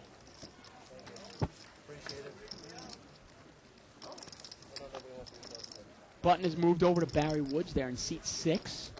And we got pocket queens here for Vic in seat 8. Couple of suited connectors out there. 6-5 of spades for Jonas, and he likes that kind of hand. Imagine Jonas is probably going to... Well, he's in early position, but he's going to call this. Seat 8, Vic makes it $200 to go. Vic calls, Mike calls, Alan calls. Wow, and now Vic Park calls.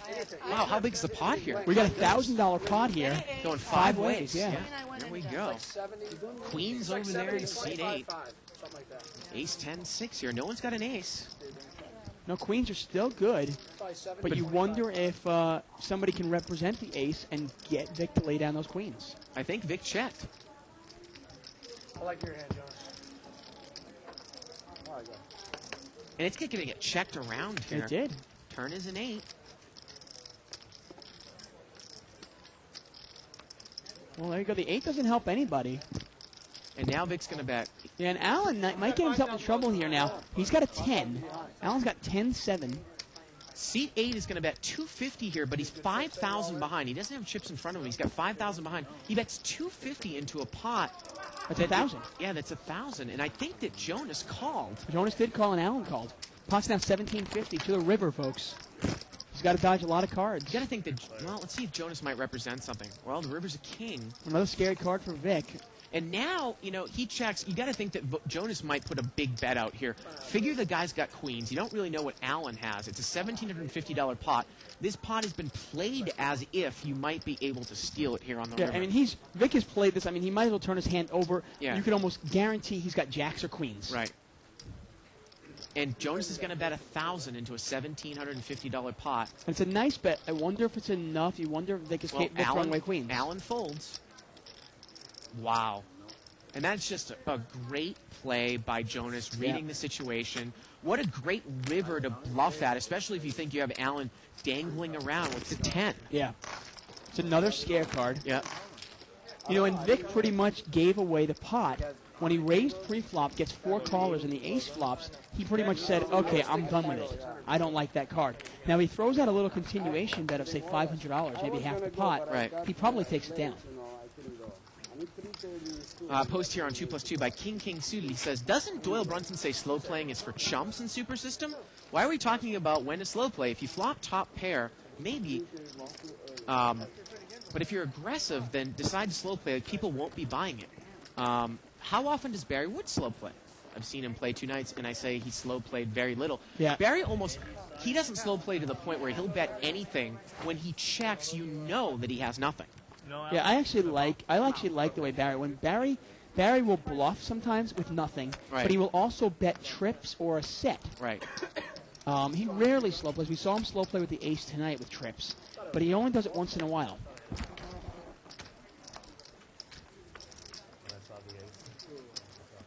Limped around, 3-way action. Ace 10, 6 here. King Jack's got a gut shot for Jonas. He's going to check it. A couple players have 6s. Oh, I never took care of it. Turn to 7. Yeah, Barry and Vic both have 6s. Well, Vic's going to come out and bet with 6-9 now. See what Barry's going to do.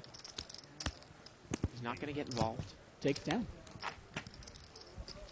There you go. I mean, I think it's imperative. I mean, I happen to agree.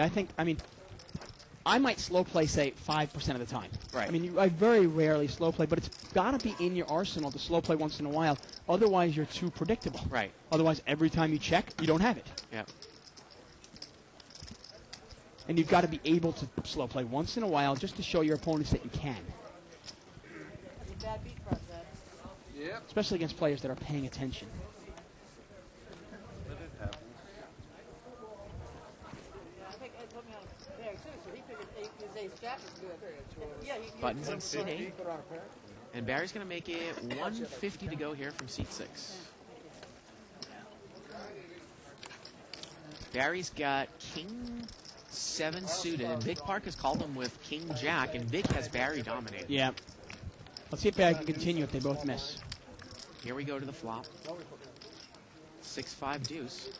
Well, if Barry wants to represent pocket 8s, pocket 9s, or any overpair, it's really going to be tough for Park to make a call here. Well, sometimes often against an aggressive player, you can call if you're Vic Park in this spot and see what happens on later streets, right? Yep. And that's what he... Well, actually, he's going to raise. He's going to raise it up here. But like you said, often calling on the flop is as good as a raise in no limit Right. hold'em, especially deep no limit hold'em. Makes it 600 to go. I mean, it's always the argument now, does Barry have big cards, and did Barry miss this flop, or does Barry have an overpair? Barry says I have a pair. He's got a pair of balls, that's it. He does have a pair of balls, that's for sure. Doesn't have a pair this time, though. What do you mean that's for sure? How do you know? What are you saying? Does his wife know about this? Barry's going to lay it down. Vic Park's going to take it down. You understand what I'm saying? Obviously, the flop comes out rags. Often oftentimes your opponent, you'll say, oh, come on, you don't have any of that.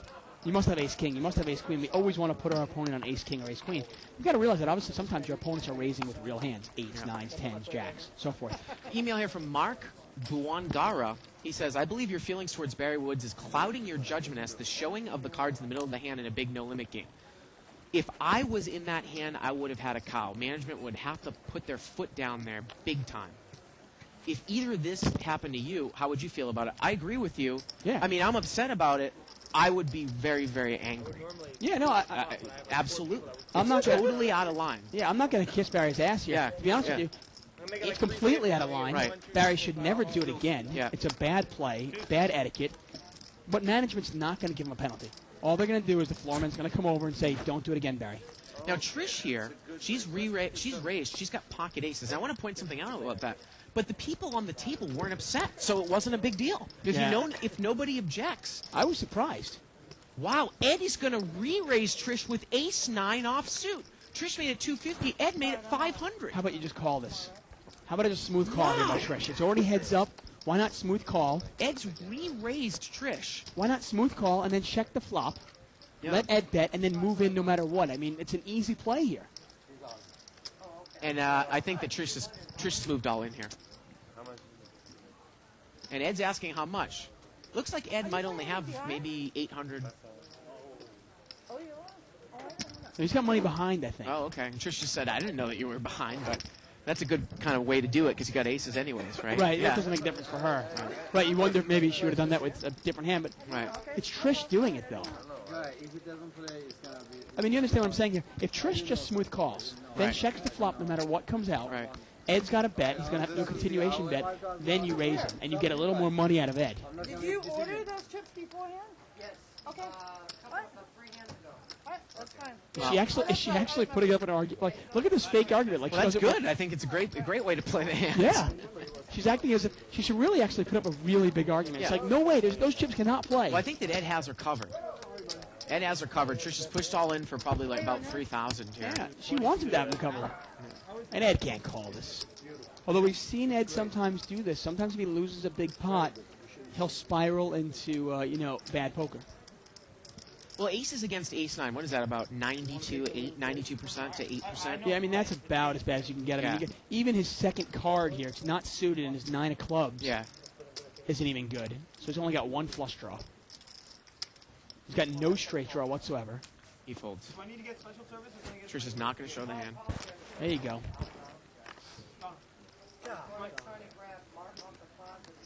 And there's Mo. Yeah, I just figured he was playing that. Otherwise, I wouldn't have gone there. Well, and then Trish said, otherwise I wouldn't have gone. Well, actually, that might have changed it because she said if she knew that Ed was behind, she might have played it the way that you said it did. I mean, if you thought that Ed had only 700 left, well, why not move all in? Right, but if you think that Ed's got 5,000, there's Yosh. Yosh Nakano. One of the top cash game players in the world today. Plus you can't get everything out. You only get 4. Button moves over here to seat 9. Straddle here by Corporation Mike.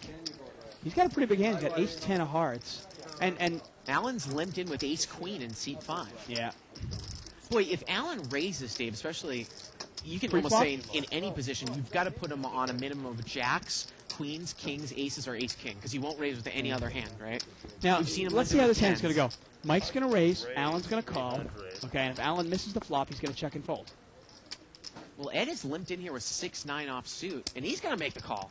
So we've got about $1,000 pot here. Corporation Mike raised out of the straddle spot. Here we go. Wow, Mike's got overcards and a flush draw. Hey, he's in great shape here. He's behind Allen right now, but only in theory. There's our great chip. That's a $1,000 chip he just put in there. Well, he bet the pot there. The pot's 1,000. He put 1,000. He's going to get Allen off the ace-queen, I'm pretty sure. Even Allen won't call this. Allen's got the queen of hearts in his hand. And Allen is not that deep.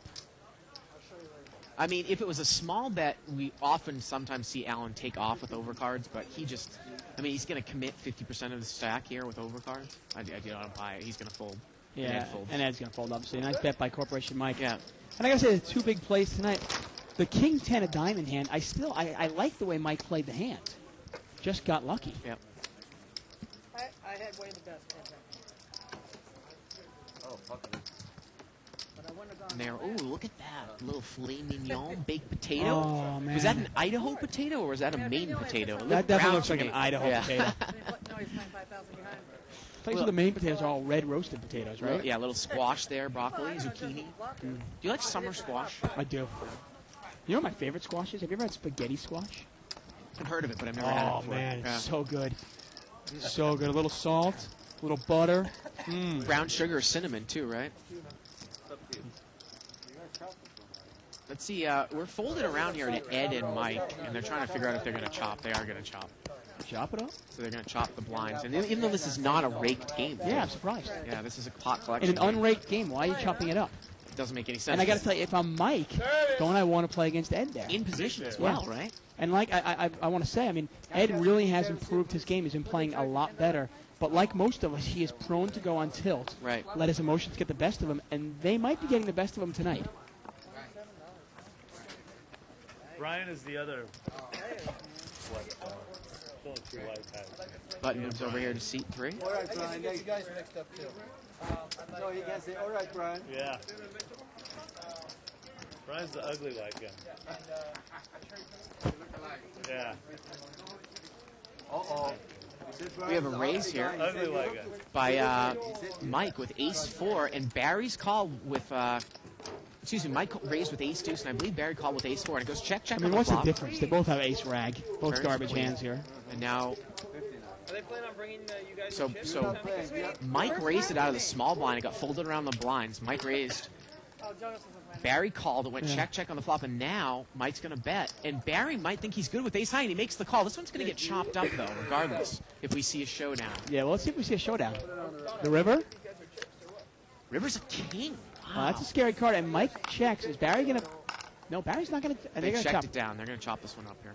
Obviously, your best 5-card hand plays. They both have queens, ace, king, jack. Give me $50. Mike said, I don't understand how you called me on the turn. What can you be? Tell him, man. I had a nut flush draw. Give it a rest. $50. And I raised you. Wow. Yeah? Yeah, again, sometimes these two seem like they're joking, but you got to wonder if it's sometimes serious. Oh, too. I would honestly, what is it, like $49.95 for UFC? I would pay that to see them fight. That would be hysterical. It's either a chop or I win, literally. That's it. Fork account.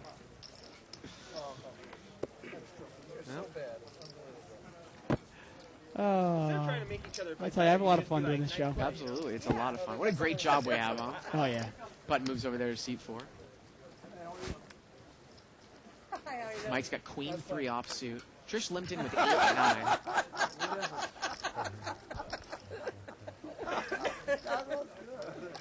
I think Barry just flipped off Mike. What else is new? There you go. We played that ace deuce off. And Trish, she's really been bad luck tonight. She doesn't get any action on her aces, really. Now they're But the 2 times she was in there and she lost money, she had other opponents dominate. Now they're going to argue about who played better. Limped around here, ace 8-5 on the flop. It's going to get checked over to Trish, and she's going to bet with a pair of 8. She's got 8-9 offsuit. Yeah, seat 1 there. Actually, you know what? Vic Park bet, and Trish raised with second pair. Yeah, and Vic was just making a play at the Trish pot. is He had gonna nothing. God, that was 3 hands ago. Come on, guys, give it up. Yeah, Trish had 8-9 there. Took it down with the raise. I know, I do. We're about There we halfway go. through the show here, Dave. Yeah. Hey, if you guys haven't checked out the LA Poker Scene, go to liveatthebike.com. On the Yeah. right-hand side, we got the LA Poker Scene. It's a new poker site. And we've got some great promotions going on there at the LA Poker Scene. First of all, we've got a $500,000 free roll. $500,000. Yeah, and all you need is use the bonus code 5X, 500K with your first deposit, and you'll get a total of 8 gold bars. Right. You can use to get into stage 1 free rolls. Yep. And stage 2 is actually on October 1st. But first place is 200K. $200,000 for free. For free. Pretty You just got to phenomenal. win a stage 1 tournament and you get into the finals in October. Limped around here again. We haven't really seen big hands here in the last 5 minutes. King, 9-9 here on the flop. And once again, everybody misses. This happens more often than not in Hold'em. It's heads up here. Ed against Vic and seat 8. Well, Ed's picked up a flush draw. Let's see if he takes a shot at it. Nope, check again. Rivers is 6. Well, Ed's good with Jack High. Looks that way. Just going to turn it over. Jack High beats 10 high. Yeah, another great promotion at the LA Poker Scene, actually. Do you realize you can get your World Series of Poker seat? I mean, I'm talking a main event seat for a nickel. Really? Yeah, a nickel. Okay.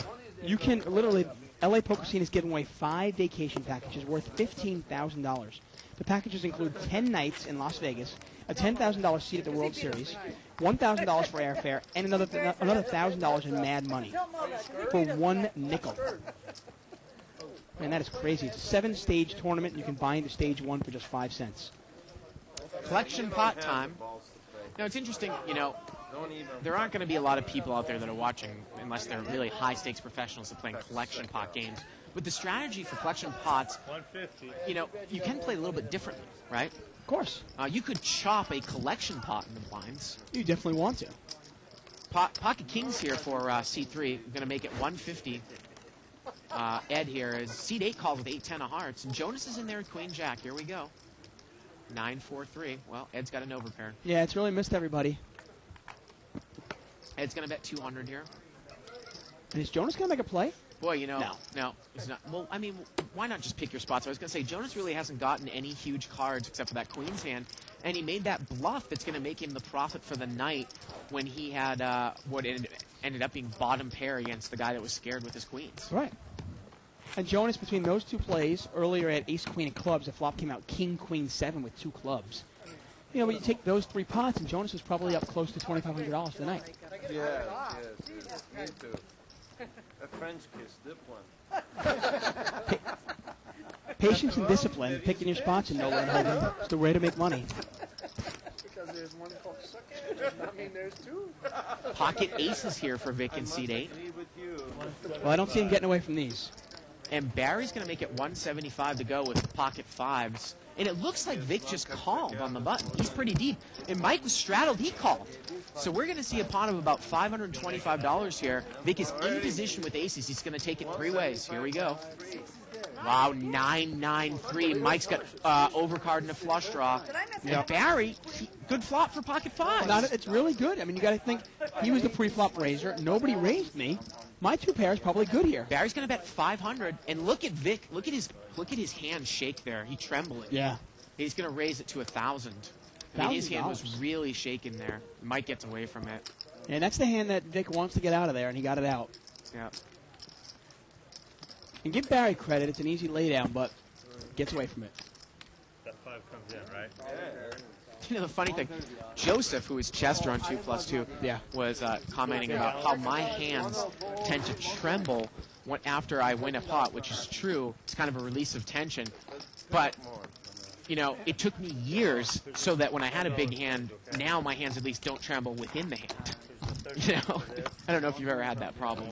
No, I mean, obviously, the first time we ever step in a poker room and we sit down in the felt, it can be nerve-wracking It to actually play. happens to some of the best players. I think I remember seeing, there was, I don't know if it was in the Heads Up challenge that they did on NBC, but it was a hand with Barry Greenstein. I remember Gabe Kaplan was commentating on it. Barry Greenstein had a big hand, and his hands were trembling. Wow. I mean, it happens sometimes to the best of us, I think. Live straddle here by C3. I mean, it wasn't an obvious tremble, but it was a slight tremble. But it was there. Yeah. Hey, 120. This is 100. Ed is straddled here. That's the live straddle. The last pot was one. It's going to go down the box. They got to see it on the camera. And they're talking about the last pot, Dave, because Vic needs to pay the collection pot. Oh, there you go. Now, obviously, we're talking about a collection pot. If each person is paying $15 and all the players are in, whoever wins that pot has to pay down $135. Right. And if you're going to play it heads up, and you're only going to win $100, or let's say, $200 or $300, it might not be worth it to risk. So this is heads up here between Vic and Ed, who is the straddler. $200 heads up. Here we go. Well, Vic's got top pair here with the deuce of diamonds. Yeah, Ed's second pair, no redraw. He's going to bet.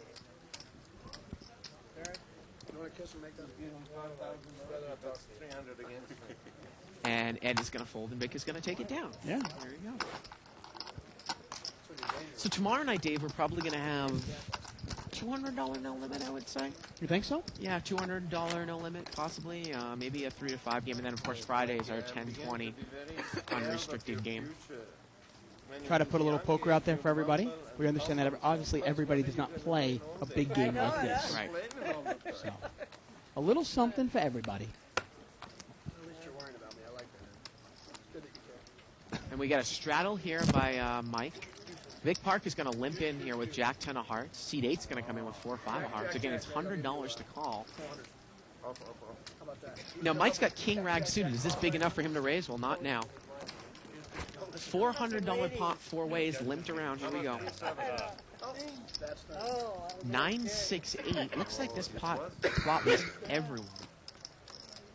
Ed's got a straight draw. 4-5 over, and seat 8 has a straight draw. Vic's straight draw is garbage, though, because if a 7 comes, anyone with a 10 would have a straight. And look at Vic Park has a straight draw as well. Open-ended, the big end. And he's now bet. Ed's straight draw is a little, obviously it's open-ended, and if a 10 were to hit. Right. Oh, obviously, yeah. The 10 hits, you have also have the jack there. Yeah, well, if a 10 were to hit, though, he would beat anyone with just a 7. Right, exactly. If a 10 were to hit, that's his key card right now. If a 10 hits, he's got a great straight there with the jack 7. A bet and a call. So here we go to the turn. Turns a 7, and now Vic Park has the nuts. Yeah. Ed checks. Pot's about $1,000 here. Now, if you're Vic Park, you're praying, you're hoping that Ed's got a 10, right? He's going to bet 500. Oh, my goodness. I mean, these are the types of things you dream about with Rainbow Board. And these are one of those times where you can overbet. Yeah. If Ed calls this, you can almost overbet the river hoping he has a 10. I mean, he probably wouldn't pay you off with a 5, but if he has a 10, I don't know if he can get away from it. I don't even know if he's going to get away from a pair and straight draw here. I mean, he's got jack 7. Now, this is a pretty obvious one. He's going to make the call. We've got a $2,000 pot here, folks. Wow. Ed is drawing to a chop. He needs a 10 to chop. And the river is a 6. That's no good. Yeah, and I got to say, if you're Vic here, you don't know what Ed has, obviously. You're hoping he has a 10. Why not overbet the pot here? Well, it's a $2,000 pot. Funny thing is, though, if Ed had a 10, we probably would have heard it with a check raise on the turn, just because we know these players so well. I don't think Ed would be check calling here all the way. But. Alan, it cost $13 to go small. Collection cost. And Vic is going to bet. It looks like at least the size of the pot. I don't know. It could have even cost me more. Yeah, you're right. Looks like $2,200 there, Dave. $2,200 bet. Nice big bet here. I just, Ed, I mean, he can't beat really anything here. He can't beat a 6. No, I mean, I'm trying to think of a draw that didn't get there. 2,200 there. Pot is about 4,200. It's 2,200 to even call. if Vic had the same 7 you had, your kicker's not very good. Right. And it looks like Ed's going to lay it down there. And Vic gives a little smile there. Hoping Ed had the 10. Yeah, anytime that you can have, 4 liners to a straight where you have the good straight, oh, it's just a dream, isn't it? Right. It's an absolute dream. Well, there are a few times, there are opportunities that arise during a game where you know your opponent either has nothing or has a pretty big hand also. And let's say you have a full house, and you're pretty sure your opponent has nothing or has, like, trips. Right. Sometimes you do want to overbet the pot. Almost make it look like you're trying to buy it and get them to pay off. Putting all that money in. Sometimes people try to put a small little value bet in with their monsters, and they don't realize that your opponent's either going to call you or not. And when it's a small bet, if they have nothing, they're not going to call you anyway. Straddle here by Allen this time in seat 5. It's 100 to call. Mo's got ace deuce of diamonds. He's going to raise it up here. I was going to raise it. If you called, I was raising 400. He's going to make it 400 to go. Allen's got 6-10 of clubs. Might have 8-9 or something. And this is classic Allen here, Dave. He's playing with his chips, the smile and the muck. Right. He didn't have no big smile there, though. Usually no, you missed it. You missed it. I did. Okay. Yeah. I was looking down. That wasn't a steal. I don't know what was. And again, you can tend to really loosen up your raises with more dead money out there. I mean, instead of having $150 in dead money, or excuse me, $75 in dead money, you have $175 in dead money. Right. And we were talking about how there really isn't all that much value to stealing blinds in No Limit Hold'em. Not really like there is in Limit, but when you've got a straddle pot, well, now there's that extra. Yeah. Now, obviously, there's more. More to gain in a game like this where the blinds are actually $75. Or in a game like, if you're playing. Well, it's all relative, though. I mean, right, but if you're playing in a 200 game and the blinds are 3-5, right, and they're taking 75, and they're taking 50 cents out. Yeah. You're going to risk $25 to win like $7.50.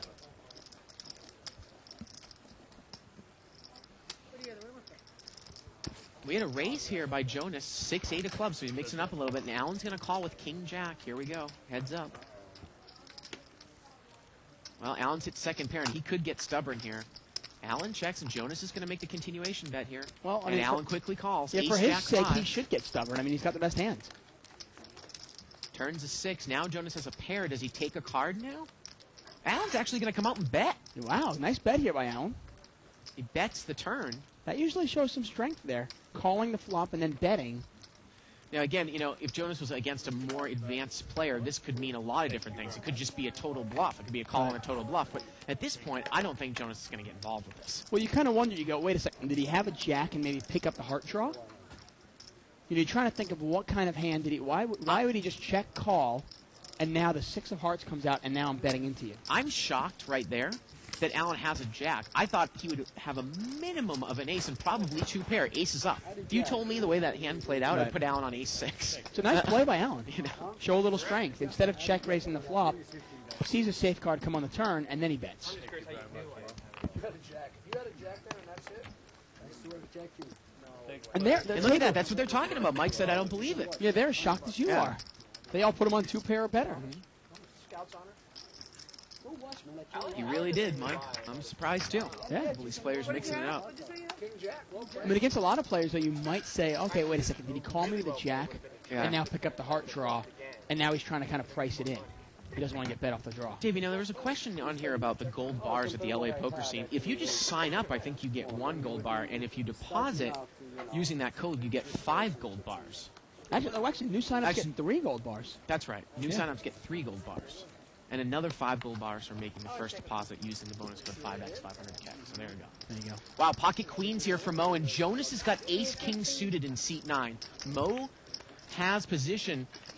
Jonas makes it 250 to go, and Mo just called. Yeah, and interestingly enough, 2 aces are dead. Seat 4, Mike had an ace, and Barry had an ace. Both weak aces. Queens against ace-king here. Here we go. Wow, the king falls up. How is Mo going to play it? King deuce 5 here, and Jonas checks and Mo checks right behind him. Yeah, and Mo looks sick. You see his expression? Turns a deuce. He hates the flop. Jonas checks again, and Mo checks again. He doesn't buy it, Dave. And the river's a 6 now. Maybe if Jonas puts a bet out, he might get a call here. Jonas is going to bet. He bets 500, and Mo calls.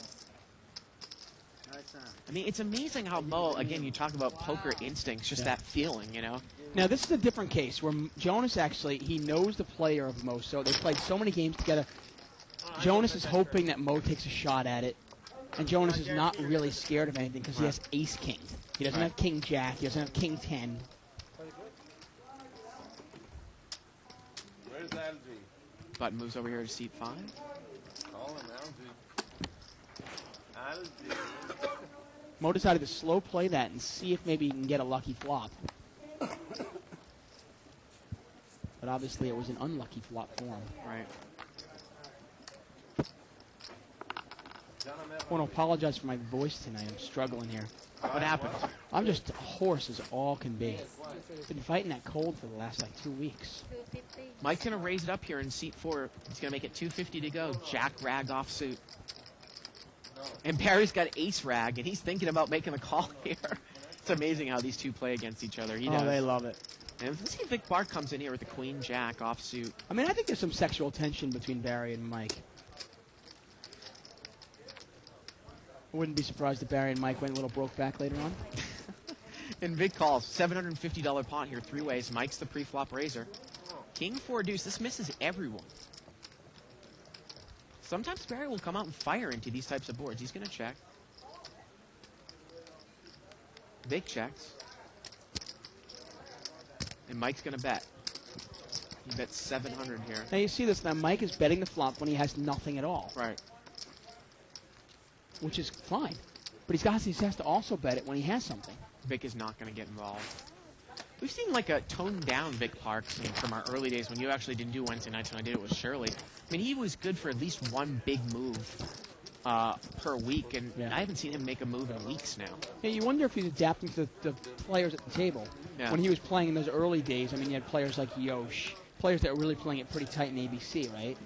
And you wonder if at a table like this, he's trying to catch a guy like Ed or Barry or Mike, you know, trying to catch him in a trap.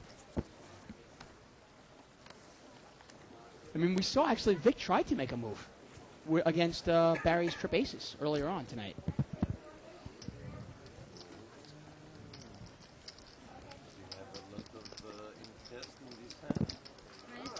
One chip only. Fair. We get a raise here out of the blind to 100 more. Little pot sweetener raise here with ace rag suited. And we're going to see 4-way action. Vic in seat 8, the pre-flop raiser with ace 8 of clubs. Now, Ed just limped in with ace jack. Queen 4-4 on the flop. And it misses everybody again now. Corporation Mike's still with the best hand, but how does he know that? Well, let's see if he gets checked to him if he's going to bet. He is. He's going to Nice bet bet. 600. I don't think anybody can call this. And Ed calls. Well, Ed's got overcards. But he's only got one overcard to the board. Turns a jack. There it is. How does he know that's good, though?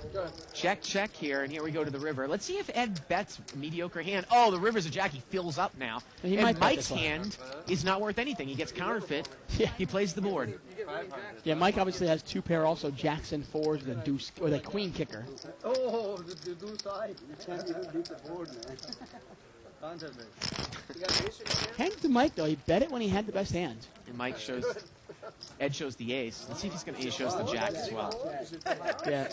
And that's going to infuriate Mike even more, because Mike's going to, what did he How do call you in call the the flop? flop? How do you call the flop? You're Right. giving money away. Yeah, sure enough. I was gonna jack it up your... You know, the funniest thing is he always says that, like, how do you call the flop? And the reason everybody's calling the flop, obviously, because Mike always bets his garbage. But I thought when he said nice river for me, I thought that's what he was talking I mean, the fun, you know, it should go into a thing where it's like, it should make Mike, you know, be more prone to bet his good hands because people are calling with garbage. Exactly. You know? Never, ever. I knew exactly where I was at the best hand of the flop.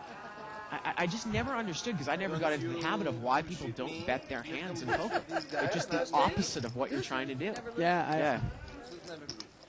Ed's going to make it 150. He's got pocket 7. I mean, if you're Trish there, when she had the aces, there's a time maybe to slow play on the flop because of your reputation. You might not get any action. You have to induce the action. Mike gets plenty of action. Vic calls with 9-10 suited. And Mike's going to call with 3-5. King 5-9. Barry's got the best hand here, top pair. Actually, Barry's not in the hand here. No, Ed's going to continue to bet here with 7s. And Mike quickly calls here with middle pair. Well, Vic's got the best hand here, though, 10-9, huh? Yep, and he's going to make the call. And you can't like your hand with your Ed now with 2 callers, huh? Pot's about $1,500, turns a 4. Let's make it 500 even. Yeah, he's going to bet a little weak here, 500. 500 here. And it should be an easy fold for Mike here, I mean, especially the player behind you who called. Unless you think you might be able to raise Ed because he's betting so weak here. That's really your only play. You can't call this. I mean, because you got to look at the board. You look at the texture of that board. King 9-5 rainbow. There's not one draw possible. No straight draw really. No flush draw, obviously. Pot's 2,000. It's 500 to call. You know, you really got to put Vic, the player behind you, on a minimum of 9, and maybe even a weak king. And this, and look at this. Vic is going to fold to the weak bet. History of the World Part 1 last night. Nice bet by Ed. Do you have any doubt that I? Like you said, I mean, Mike basically had 2 plays there: fold or raise. If he raises it, he has a good chance of taking the hand down. Right. I mean, in one part of the movie, it shows the French Revolution. And, Button's going to move over there to Vic and seat 8. I got to tell you, it was fun working the show that you actually played in last night. Obviously, a treat for our viewers to actually see you play. And we didn't get to see Bart play too many hands, but most of the hands he did play were winners. Well, it wasn't really a weak passive table, I didn't think. No, did you? It was kind of wild. It somewhat. was. Yeah. Which is obviously why you were kind of just biding your time and waiting for the big hands. Right. And sure enough, you got paid off on almost every single one of them. I don't know what the hell he wants from me. He's used to do that. Remember at home game? Heads up here. Ed raised with pocket 5s, and Vic called with ace-6 offsuit. King, queen, deuce. Check here. Turns a jack. It's getting worse and worse for 5s. And look at this. Vic is just checking it down here, and the river is a 5, and now Ed makes trip 5s. And he's going to come out and bet. He bets 200 here. Turn was a jack, river was a 5. And look at this, seat 8's going to call here with ace high. Yeah. Turn was a jack, river was a 5. Wow. Now, the only thing interesting about Vic's play there, though, with a jack, queen, king out there, unless your opponent has raised with 10-8, what the heck can you beat? I mean, didn't Ed kind of play it like he had a small pocket pair? Well, the funny thing is a kicker doesn't even play. Right. And what I mean by that is Ed would beat him with ace-7, ace-8, ace-9.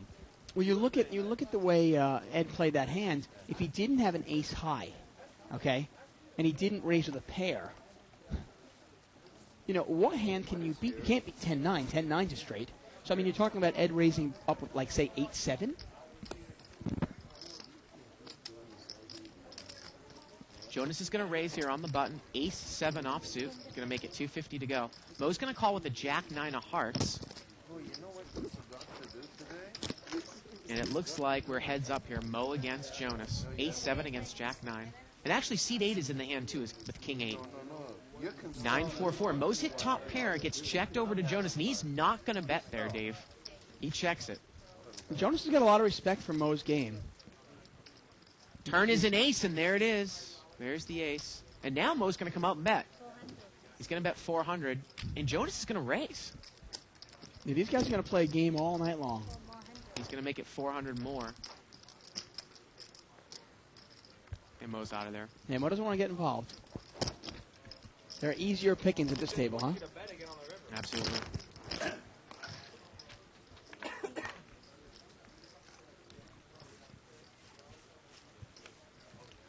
Button moves over there to Trish in seat 1. A nice email here from Maurice. I want to say that he's learned a lot from listening to us and from watching all the non-pro players play at the bike and being able to see their cards. Thank you for the email. Good luck to you down at the Borgata, which is where he plays. I've never played poker in Atlantic City, have you? I have played. I've never played at the Borgata, though. Yeah. Really? You never used to go to Atlantic City growing up? I guess it's pretty far for you. Yeah. Remember Foxwoods, I mean, that started coming around when I was young. You know? Exactly. For me, it was pretty much about a 4.5-hour drive, and it was kind of fun to go down there once in a while. Straddled here by Mike again. He's got 4-9. Ed's in the hand with ace-3, and Vic over there in seat 8's got ace-4. Vic's going to bet here with the semi-bluff. He's got a wheel draw. Yeah, well, Vic's got the best hand right now. Jack-5 deuce on the flop, and Ed calls with the other wheel draw. Yep. And neither player wants to hit a pair. Turns 6. That doesn't change anything. Check, check. River's a 7. And does the ace-4 play here? The ace-4 does not play. Does not play. No, they both have ace, jack-7, 6-5. Right. I mean, it's almost impossible for that kicker to play.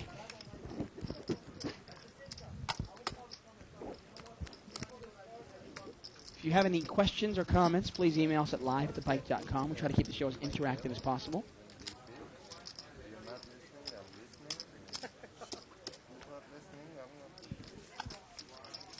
Button is over in seat 2 now. Small blind, big blind, seat 3 and seat 4. Allen in seat 5 is the first to act, and there's a chip count. Wow, and you know, Barry Woods, he didn't actually he hasn't added any money to his stack, right? He's just up about. Oh, he has added money to his stack. Well, he did win it. He won a couple of big pots. He won that big pot with the trip aces. And I think he's probably up a few thousand. Trying to figure out who the big winner is tonight. I got to think. Might be Vic Park. Is it Vic Park? No, he rebought also. I haven't really seen Vic Park win a hand. Could it be Corporation Mike actually after running that $10,000 pot? That might be. Yeah. I mean, he lost a couple of pots earlier on, but he won a big flush versus Ed, and then he won, obviously, that hand versus Mom. Queen Jack 10 here, black Queen Jack 10. And Mike is going to come out and bet this board with Jack 9. And look at Jonas. He's flopped a straight. But he's not in the hand. He folded. But he would have flopped a straight, yes. folks. That's the important thing. Seat 8 is called. King 9, by the way, is a hand Doyle Brunson calls a sucker's hand. Here we go to the turn. The turn's a 5. Mike came out and bet with Jack 9. Trish is in the hand. Nope, Trish. Now we got 4 players in the hand here. Ed, Mike, Barry, and Vic in seat 8 are in the hand. And Mike is going to come out and bet again here. And Barry's going to raise him with King 6. The turn was a 5. He's going to make it 600 more. Well, hey, you know what? I like raising with your draw better than calling with your draw. And let's see what Mike is going to do here. Barry's open-ended. We're heads up Jack 9 against King 6. And Mike obviously is open-ended as well. He's got the bottom end of the straight draw. But does he want to get involved here? Yeah, Just a nice raise by Barry. Really nice raise. To me, you're in raise or fold situation there with Barry. Here's an example for Corporation Mike as well. I think it might be one of his leaks in his game, is maybe not necessarily noticing his position. Okay, the pot's limped around, Dave. You've got 5 people. You're going to bet out from early position with a red Jack 9 on a board of Queen Jack 10 with 2 spades? I got to tell you, I don't mind betting out there. You don't think so? I don't mind betting that at all, because if nobody else has anything, I'm going to take the pot right there. But what do I want to do? I want to check and let somebody else try to steal it, and then I have no idea where I'm at? Yeah, but if you get called in a spot, and then he continues on when the 5 comes on the turn, I just think the board's just too connected. But if somebody calls me, I can cross that bridge when I come to it. Okay, what do I do if I check, though? It goes around to the button, and the button makes a bet. Well, now what do I do? I mean, is the button stealing, or do I check raise? Now I've made the pot bigger with somewhat of a mediocre hand. I don't mind betting, because I'll bet that sometimes, too. Not all the time, but once in a while. I mean, he's got second pair. He's got a straight draw. You know, he's not out on a limb with nothing. His hand is red. 6-way action here. But what am I going to automatically give somebody credit for spades there? Jack 9-4, limped around. Remember, it's an unraised pot. I'm not going to give anybody ace-king. Good chance a lot of people are in there with like 6-7, 8-5, I think garbage. it puts you in a very vulnerable spot out of position. I just don't want to check, and then what do I do? Again, the board's Jack 9-4 here. It's a rainbow. And seat 1 bet here with 7-9 offsuit. I don't think we have our cards up here. Barry called. Turn is a 3. And Vic is in there in seat 8. He's got... And the king on the river, and Barry has now backed into the best hand. He had a gut shot straight draw. Yeah. He catches the king on the river, and he's going to bet it and take it down. Trisha's not going to call him. He bets 400 on the river. I mean, just to further my point, to me, there's dead money in the pot. I want to be aggressive with that. Right. I mean, if I'm only going to bet my monsters, or only when I have top pair, especially Mike. Mike is betting his marginal hands. He's betting his bluffs. Now, if he would just bet his main hands, well, then he'd even be that much more, successful, I think. Which is one of the problems that he has, because he hasn't been betting his main hands. Yeah. But, I mean, I got to be honest, I think I'd probably bet that, too, Jack 9. You think so? I do. 10 Jack Queen, open-ended, first position in an unraised pot. Why not? Five people out in the field? Limped around here. Mike has the button. It's a collection pot. No thanks. I want to put somebody else to the test. What if somebody's in there with a weak queen? Get him off the hand. 7-way action here. $350 pot. 8-9 deuce. Looks like we got Jack 9 over there for seat 4. He has the best hand. That's Corporation Mike. And Jonas is going to come out and put a little bet out with pocket 5s. Let's see what Mike is going to do here. Mike is going to call with Jack 9. So we're heads up. Pocket 5s against Jack 9. Seat 9 against seat 4. Here we go to the turn. Turn's a king. Like in this case here, I actually like Jonas's bet of the 5s. He wants to see where he's at. He finds out, okay, got a call. Check, check. And the river's a 9, and Mike makes trips. Yeah, Jonas is going to check diamond. again. Turn was a king, river was a 9. And Mike bets 400 here. And even though it's a third diamond, Mike's going to put out a little value bet there. Now, what can Jonas beat? If Mike had called with, say, Jack 10, or say 6-7, and he was open-ended, obviously Jonas can beat that. But that's all he can beat. Busted draw, right? Yeah, pretty much. Can't beat the 8, can't beat the 9.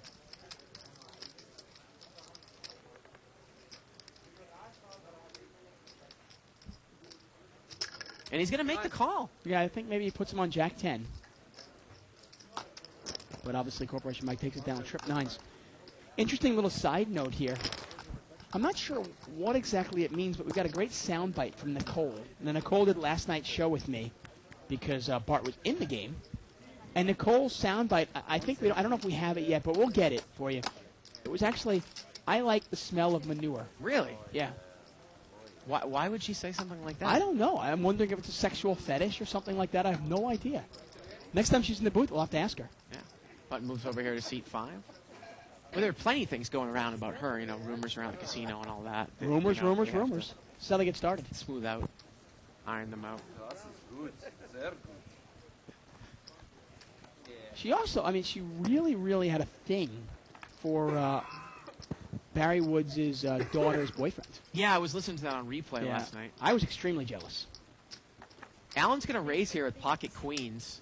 He's going to make it $350 to go. Seat 8's going to call with an ace-jack offsuit, and Jonas is in there with pocket 3s. He's going to make the call. So we've got over $1,000 pot here. Allen with queens. And you know that Allen he still only raises pre-flop with a certain range of hands regardless of position, Dave. Yep. King, Jack 10 here. Now, there's an overcard out there, but Allen has got open-ended here. And he's going to bet it. Obviously not a good flop for Jonas. No. Now the question is Vic going to take one off here with the ace-jack, with the ace of spades? I guess the answer is yes. Wow, it looks like he's raising. Is he? No, he just called. No, he just called. It was $600 bet. Okay. $800 bet. $800 bet. Wow, so this pot is quickly $2,600. Here we go to the turn. Turn's a 10. Vic checks. And you take the free card here. He does. He checks right behind him. And the river here is a 5, and I really don't mind that check by Allen. And now, Vic checks again, and maybe if you're worried about a weak queen, Allen's going to check. Now the only question here is if Vic bets the river and he puts in a big bet, we're talking like, say, $1,500, $2,000 bet, can Allen call? Right. A lot of draws out there, though. You easily could have put your opponent on spades also. Right. It's interesting, you and I, obviously, once in a while, we'll disagree on how to play a hand. And that's one of those things I love about poker, is the fact that you can get fairly intelligent people. Sorry, go back to sleep. Not like I'm saying we're intelligent. But you can get intelligent and good poker players to actually disagree on how to play hands. Which is what I love about forums, I love about discussing poker. You can never stop learning. So did Nicole say that she was going to try to steal that guy away from Barry's daughter? I'm not sure. I don't think she went that far. Interesting. But I think if something were to happen between, I think if something were to happen in that relationship, let's say like Barry's daughter got run over by a car. Hey, like Back to the Future, you mean? Yeah, like I would definitely look at Nicole as a suspect. Ace-6 here on the flop. Checked around the turns of 4. Obviously, we're just having fun here. No one has any part of this board. The river's an ace now. And it looks like King 10's going to play here if it doesn't get bet. Well, Ed's going to come out and bet now. Yeah, he's betting the nuts. Yeah.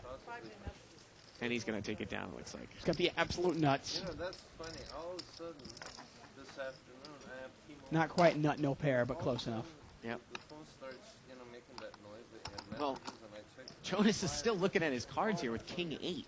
You wonder, and he's going to call. He's going to make the call with King 8. Well, there you go. Look at that value bet by Ed. Yeah. And he's going to get called by a hand that beats him. That's unbelievable. Wow. Wow. And Jonas can't beat it. That is the ultimate value bet. Unbelievable. And everybody's got to be wondering at the table, what the heck did you call with? How can you not beat King High? Man. Jonas obviously had King High, but his kicker didn't play. Right.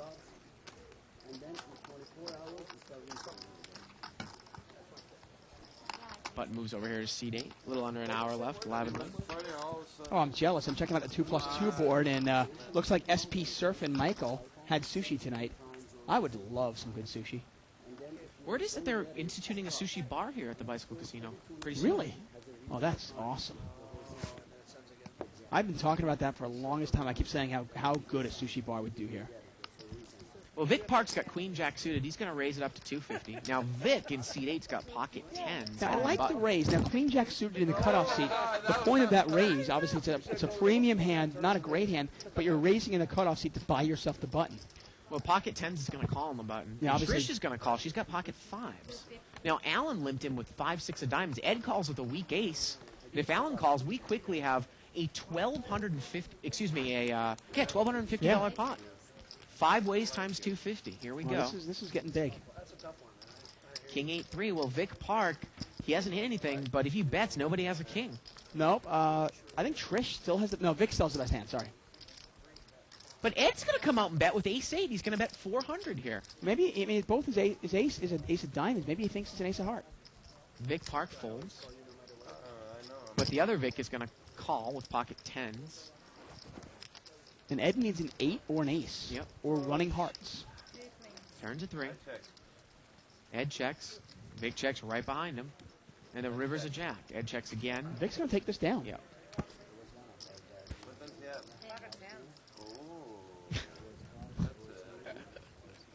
That's a good hand. He's going to take it down.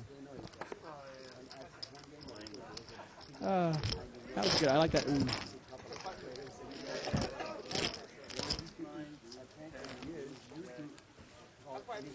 You can catch us every Monday through Friday from 7 to 10 p.m. We stream live cash games every single day of the week. Monday through Friday, 7 to 10. Button moves over here to seat number Usually 9. you'll hear me and Bart. Once in a while you'll hear Nicole. Or Denny. Or Denny, yeah.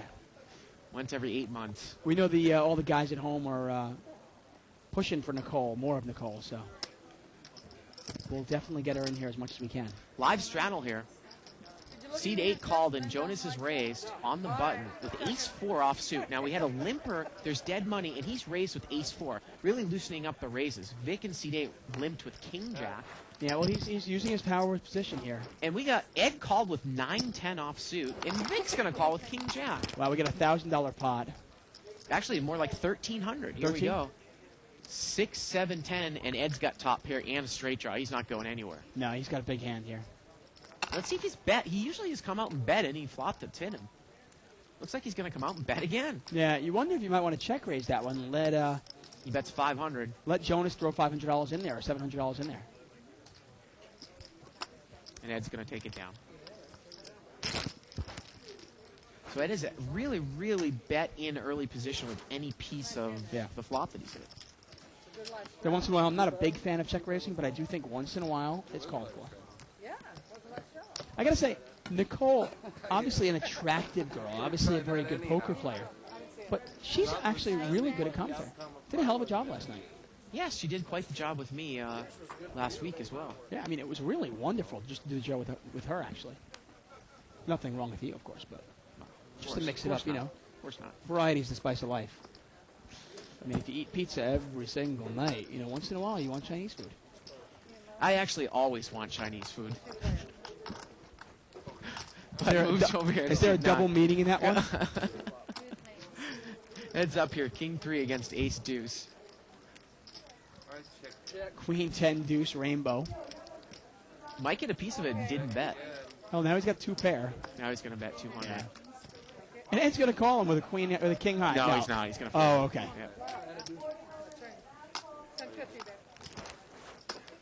Yeah, I had too much pizza around the Boston area. I'm more into Chinese, Thai food, Filipino Well, the pizza food. sucks in LA anyway. I tell you, it's the one thing I can't get enough of when I go back to New York. I go all over the pizza. They and all talk over about the Italian something food. to do with the water. You can't get the real crust. The same thing with bagels too. Oh. Although there is a nice little bagel shop around where I live. Yeah, It's not bagels bad. are okay out here, but I mean, if you put enough cream cheese on them and you get some salmon or something, it's okay. I think that bagels are best untoasted, fresh.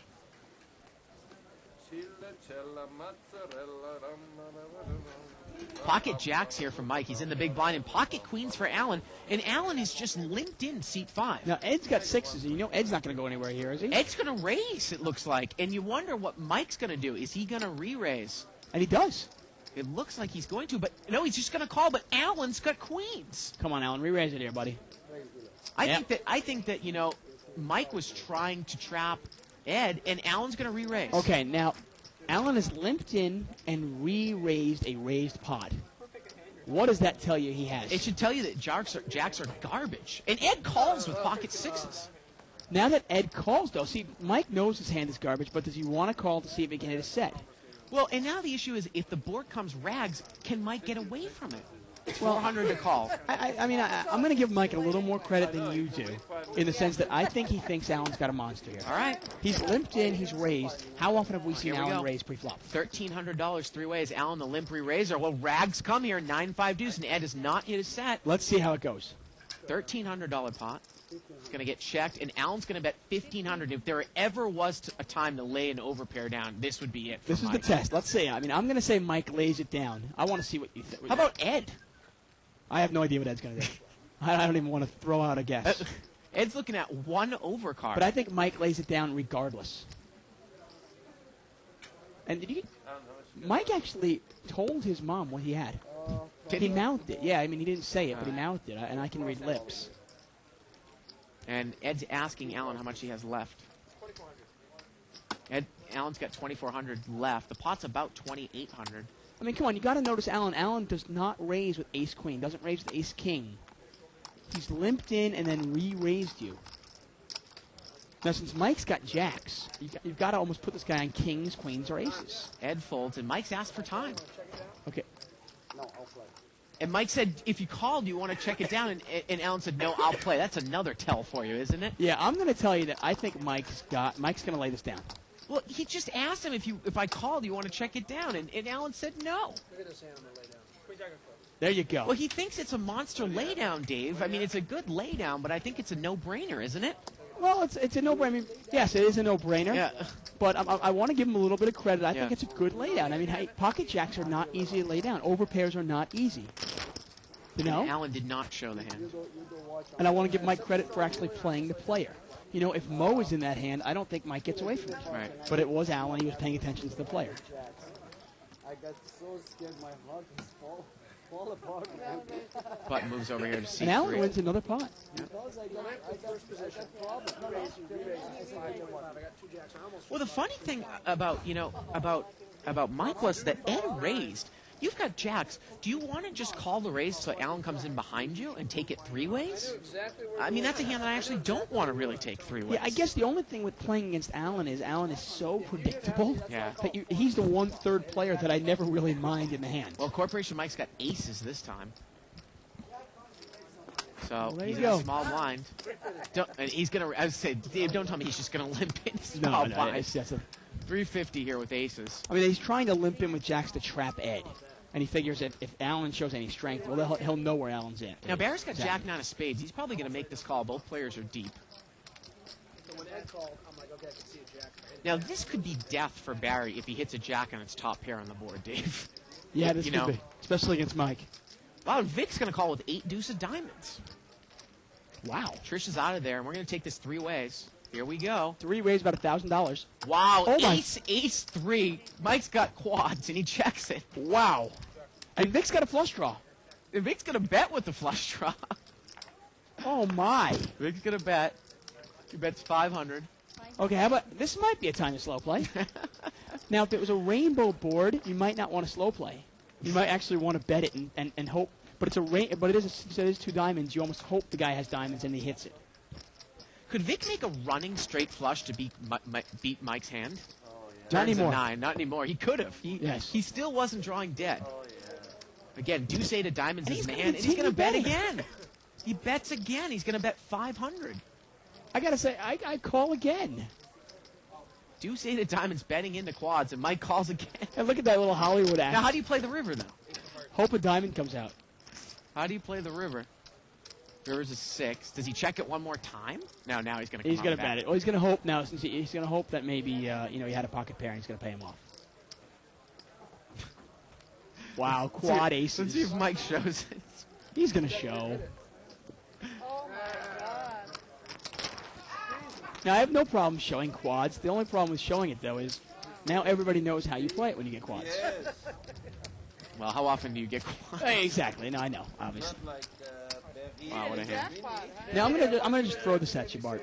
If the board comes out like ace, ace, 7, and it's a rainbow board, and you check and your opponent bets into you, might you raise right there? Or might you even just bet it? I'm just wondering. I mean, obviously, there are hands to slow play. You want to let your opponents catch up a little bit. Well, I'll tell you, because there was a hand that I witnessed, and I'll get to it after this hand. Pocket Queens over here from Barry, and he's in the small blind. Should have minimum raised the turn. I thought about it. And then I'm thinking, well, maybe he's got pocket jacks. 79. Barry's going to make it 275 to go. Yeah. No, I know, but I'm saying, so he's going to call. Should have told him, Mike, you should have min-raised the turn. He could have done that. Flush draw might still have stayed in there. Yeah, no. Yeah. It's definitely a way to play it. Yeah. To you, sir. I mean, I got to be frank. I don't know exactly how to play quads. I've only gotten them twice in my entire life. Well, I'm going to tell you a different hand with quads, and that's when you flop quads with trips on the board that's a flop. Yeah. If someone bets into you, I really think you raise the flop there. Definitely. Because like that is so deceiving. You mean like a double paired board? Well, let's see this flop here. Here we go. Barry's raised it pre-flop. King, Queen, 8, and he's hit a set.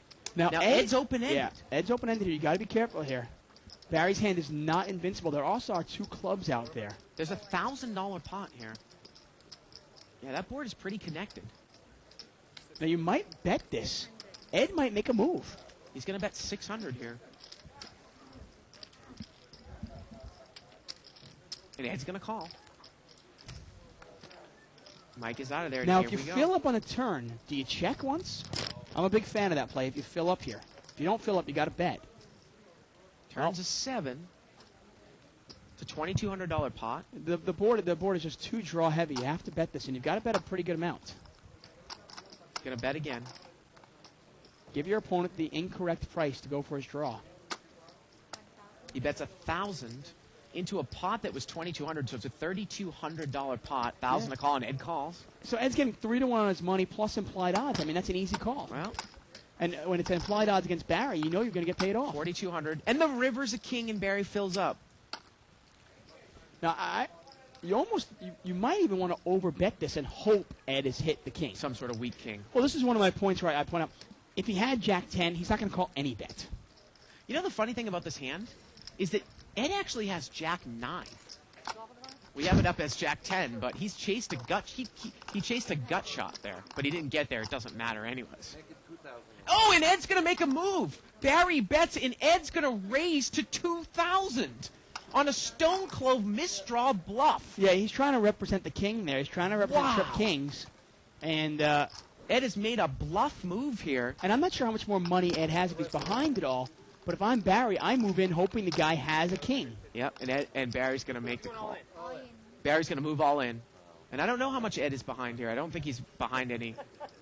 He's got 300 left. He can't even make the call. Dude. Yeah, the pot is like $8,000. Yeah. And he can't even call 300 here with Jack High, can he? He is going to call with Jack High. Well, actually, he only had 175 left. Yeah, it was more like a $9,000 pot, 175 to call. That's so funny. But you can safely throw away Jack 9, though, can't you? Right. That's unbelievable. I gotta get, I want to give Ed Hey, some look at credit. Ed. though. He was making a move at the river. Yeah. Hey, I want to give him credit. First of all, he's making a move, trying to represent the king. But even more than that, it's a great lesson. He loses the hands, Right. and he's smiling. Right. I mean, I got to tell you, I wish I could lose a $9,000 pot and smile. That's great. And Ed's going to buy in for more. What I was saying, Dave, was that if you flop quads, and what I mean is trips out on the board, say I've got 3-4, and the flop comes 4-4-4, and a guy bets out into me, if you raise at that point, it's extremely deceiving, as Barry is trying to really, really chip up here. No, he's ringing. No. It's in the safety. We can't even see Barry's cards. Looks like he's limped. I'm busy if you can wait a little while. And he's got the window covered with $100 chips. Yeah. Looks like we can see 1-6, and the flop comes 8-7-8 here on the board. And 8-9 over there for seat 7, Vic Park. He's got trip 8s. Like I said, two of my favorite players there, Barry and Ed, two of my favorite people. I'm not sure who I was rooting for on that one. Well, Vic Park has checked the trip 8s, and Barry has bet with a mystery hand from the button. Vic Park's got trip 8s. I mean, might you think that Barry's got a 7 here? Well, I can't. Two pair. Looks like Vic Park is just called. Oh, no, he's going to check raise. He makes the check raise. Barry's got 10-6. Oh, 9-6. He's open-ended. Wow. He's open-ended here. Vic is check raised, and Barry's drawing live to a straight. You got to be careful, though, in this case. I mean, if your opponent has 10-8, you're really drawing, and Barry's going to throw it away, and that's a good laydown. Turns out in this case he was okay because Park had 9-8. But anyways, getting back to that point, Yeah, go ahead. I saw it today in the $500 game. Somebody leads out in early position, say the flop is 4-4-4, and I have a 4. They're most likely doing that with a pocket pair. And if I raise them on the flop, there is absolutely no way they'll put you on quad fours. That they put me on a 4. No way. And hey, if they get lucky enough where they hit some sort of top full house with a turn or a river card, that's incredible. Yeah. Because you're going to get super action. If you ever bet, whenever you bet your big hands, that's the best chance to get paid off. I mean, you often want to, it's one of the examples, one of the reasons I was talking about it last night, when you had that big flop. And just anybody that's wondering, Bart was in a hand, he had 6-3, the flop comes out queen 6-6, and his opponent had pocket queens. Now, when you bet it, I almost want to raise hoping you called me with a 6. Right. Because if you don't have a 6, you're not going to give me any more action anyway. Right. It's one of those times where my opponent either has a monster or he's got nothing. 250.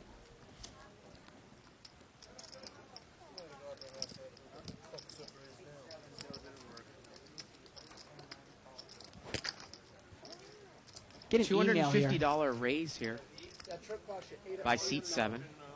And that's Vic Park with 10-4 offsuit.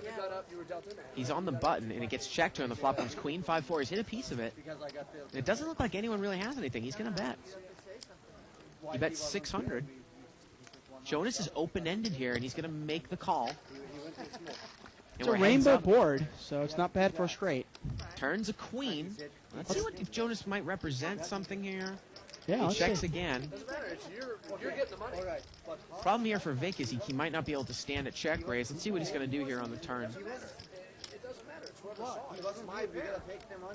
And these two actually have a little bit of a history. Remember one very interesting hand a couple months ago between them. And Vic's going to bet 800 now. Okay, if I wasn't here, he's going to take 200 from here. This is interesting. If you put Vic on a queen, you can't really raise. But if you put him on 2 pair and you represent the queen, and Jonas just check calls again, and here we go to the river. The river's a jack. Jonas has missed. Now what is he going to do? Is he going to throw a little bet out here now? Obviously 6 high is not going to get it done. Because he thinks he can represent the queen and get Vic off of something. He's going to come out and bet. He bets 1,500 here. It really puts Vic in a tough spot. This would be an unbelievable call if you put him strictly on a straight draw. Well, that's the thing. You can't put him, obviously, there's no flush draw out there, so you've got to really put your opponent on either 6-7, 3-6, or 2-3. specifically. He's bet $1,500 here into a pot that's about $2,300. So it's a $3,800 pot, $1,500 to call. Vic's getting about 2.5 to 1. Would Jonas make this move? Maybe bluff at it 1 out of 2.5 to 3 times with a pure bluff. Well, you know Jonas would bluff at it if he missed his draw. The problem is that you got to think here. Did he miss his draw? Or maybe did he back into diamonds? Luckily. You know, did he have something like 7, 8 of diamonds and back into it? Well, if this is the case, then it's a pure call or fold here for Vic. Oh, I don't think you can raise this. Yeah. I remember Vic's got a hand. He's got a 4. Right. If Vic only had 10 high, well, then it's obviously a raise or fold situation. But you're specifically putting somebody on a hand of, you know, he's either backed into diamonds, he's got maybe a queen or something. And he's going to fold. And he's going to fold it. Or he's specifically got like 6 high. And look at that. Jonas shows him the bluff. Yeah. Shows him the bluff. And he's going to take it down. Nice bet there.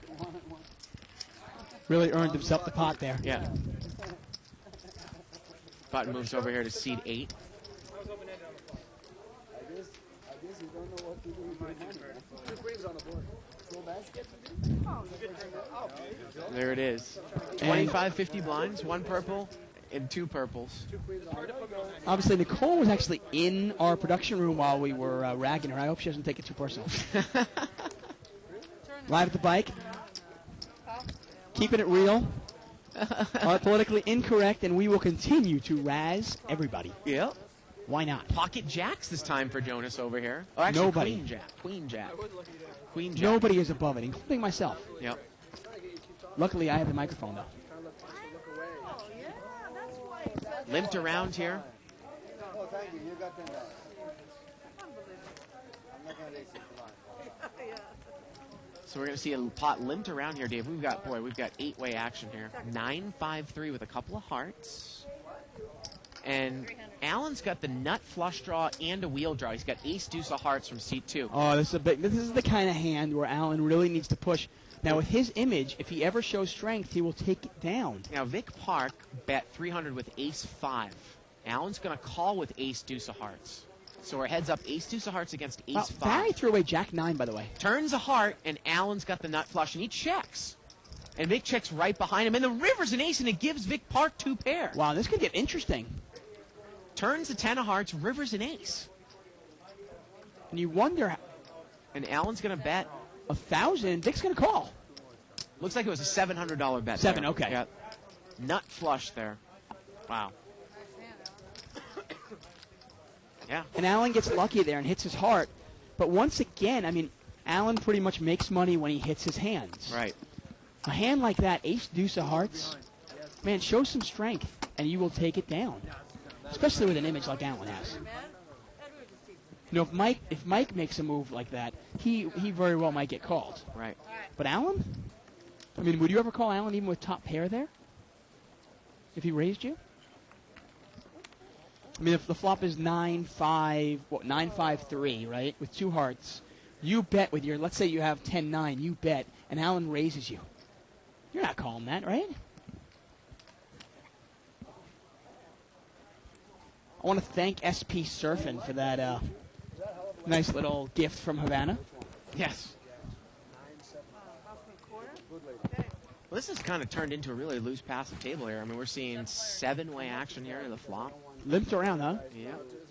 Queen 3-9, and we got a queen deuce over there for seat 7. That's Vic Park, and Ed's going to come out and bet here with jack 9. He's got middle pair. I don't want him to face with anything. So let's see what Vic is going to do with the queen deuce. He's going to make a raise. Now, this kind of hand, I'll definitely give to you. If I have jack 9 of clubs, and the flop is queen 9-3 with no club, I'm probably going to check and fold. I'm not even going to take a shot at it. And Ed calls. Ed calls, and we're heads up here. But a $1,400 pot, jack 9 against queen deuce, and Vic has made trip queens, seat 7 against seat 3. And you wonder if that's going to get Ed in trouble here. More likely as 9 is good now. Vic's going to bet again. Vic Park in seat 7. He's going to bet 600, and he's going to take it down. Ed gets away from it.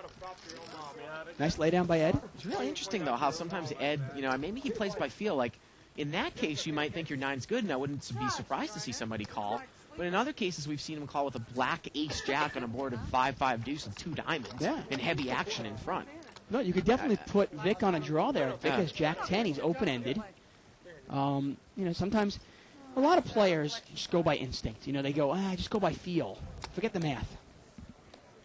Hey, to each their own, right? Yeah. One day I missed it. I was looking to pull up. I saw. By the way, we got our first Super Bowl prediction from our cameraman. Ray thinks Pittsburgh's going to win by 10 points. Really? Yep, that's our first prediction from Live at the Bike. Steelers by 10. Pocket Kings here for seed 8. And Vic, I believe, had... Vic actually, I think he just limped, Dave.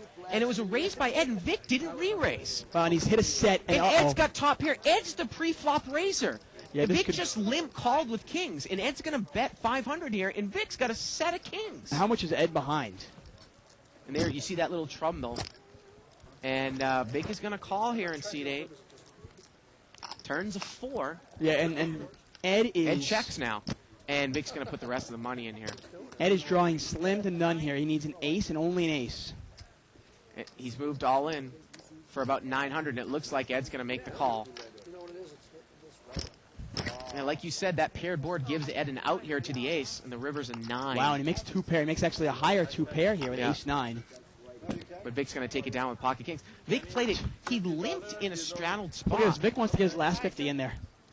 I have 2 pairs, aces and And Ed makes the call with the last 50. Yeah. What I was going to say was kings full. Vic limped in a straddled pot. Ed raised, Mike called, and he didn't re-raise. He just called in position. Yeah, well, if you know you're going to hit your set, why not? Right. Game's so easy when you know what the flop's going to be. 130. Take it. 130. 130? 117 pair. Okay, 130 total. Button moves over here to seat number 2.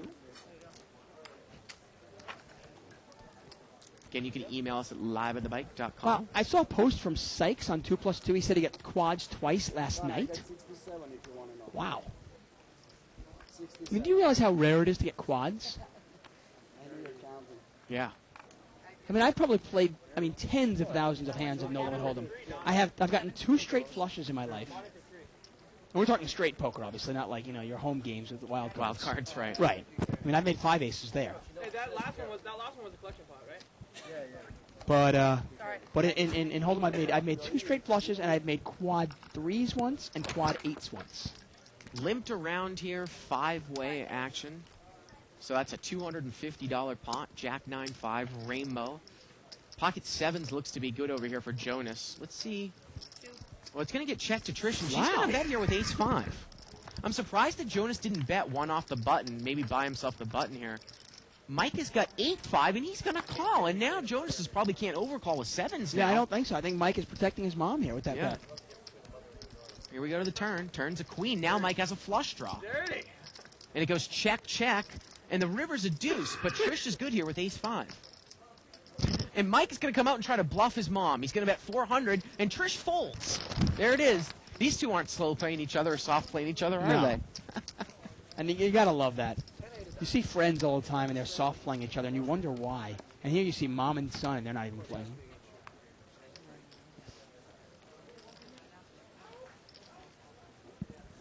And I'm getting word here that Jonas started off the night by only buying in for 3,000. So whatever he has, he's up, Dave. Well, this game was going for about an hour before the show started. I don't think we haven't seen him lose a hand, have we? Really? Yeah. Well, maybe since I've only had quads twice in my life, I'm due. That's a good omen. Mike's going to make it 200 more here out of the small blind. I've also never hit a jackpot. Maybe I'm due for that also.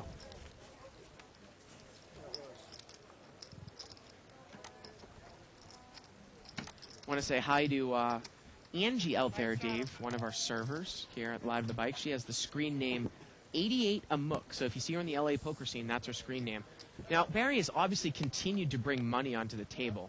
But I guess Jonas is up about $9,000 since the start of the night.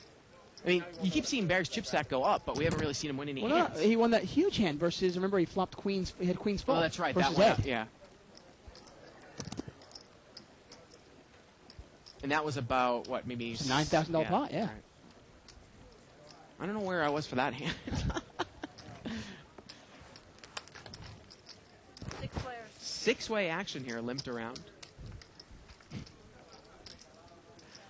Ace Queen 10 here with a couple of hearts. We haven't seen a pre-flop raise here in a while.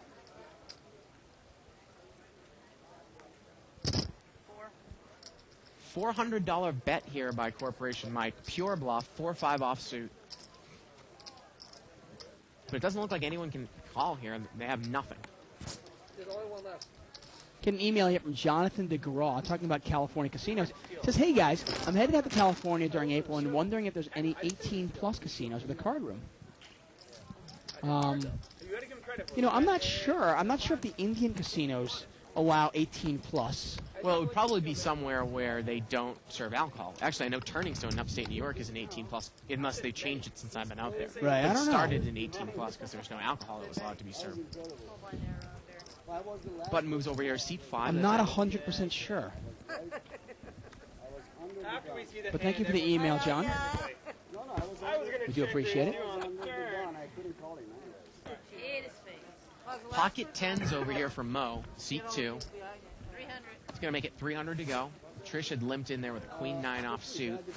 Haven't heard much from Mo all night, have we? No. Well, he said he was going to play it really tight. He's going to take it down. I mean, Mo, obviously the definition of tight aggressive, he's not going to play many hands, but when he plays his hands, not only is he going to play it aggressive, but he really has the advantage that he can outplay all of these opponents. So, you know, really good combination there for long-term, you know, winning strategy. I mean, Mo's play, I mean, I don't like everything he does, but I like most of it. Right. Not free-rolling, though. You could pay your own collection, and then if you win a $600 pot... Now, Barry's on the button here. Okay, but in that time... So it's not a free roll. Mo's going to limp. You have good odds, though. But in that time, you're enjoying also... And Mike is going to raise. He's got King 4 clubs. I agree. Makes it 250 to go. Let's see if Mo limped in with Ace 3 of spades here. He's going to call. Playing the player. Here we go. We're heads up. 4, 5, 6 here. Well, Mo's open-ended, but Mike has a pair. And Mike's going to bet 400. And Mo's going to call. Yeah, no spade out there. Turns a jack. Mo checks again. And Bear's going to check right behind him. And the river here's a 6. Now, is Mo going to take a shot at this one? Can Mo take this away here? No, it's just going to get checked down. Yeah. Well, the other thing that Mo might have figured there, you know, if the river was a 6, you know, if Mike checks behind him, Mo might actually have the best hand with Ace High there or something, you know. Definitely a possibility. Button moves over there to Vic Park. And like you aptly pointed out before, oftentimes the players are almost afraid to bet against Mo. Because he's so good at reading players. I know that's exactly what you call me with, and that's exactly what you call the flop with. That's why I like to raise with a lot of hands. Bunch of limpers here. Ace Queen for Trish here. Yeah, she doesn't raise. 6-way action. 6 times 50, $300 pot. Here we go. Well, there's the ace. Ace 3, 7, couple spades. Couple players have 7s. Well, Trish has got the only ace. And I think she might have checked it. And Mike is going to come out and bet. So Trish might make him a little move on her son. Mike's going to bet 225 here. He's got 4-5. He's got a double gutter there to the deuce and the 6, right? Right, and obviously we see Alan's got 2 6s, so yeah, he's only got 6 outs instead of the normal 8 when you have a double gutter. And Vic is going to raise with a 7. And now what does Trish do? I mean, you got to think that Trish was playing it slow. What is she going to do with Ace Queen? And Vic's playing the player, raising Mike, knowing that Mike could be betting him with anything, and Vic raises with a 7. And sometimes you've got to play the player who's playing the player. It's almost like, well, you know Mike could have nothing, and she knows Vic knows that. And now Trish calls, so here we go to the turn. Turns a 9, and Trish is still good here. She's going to bet And now. she comes up and bets now. Yeah, she doesn't want to give up any free cards. 1,000. And if you're Park, you're going to get rid of this right away, Yeah, aren't you? right away, I would think so. This is Trish betting. Yep. And she's going to take it down, I'm pretty sure. Well, let's see what Vic is going to do. Mike folds.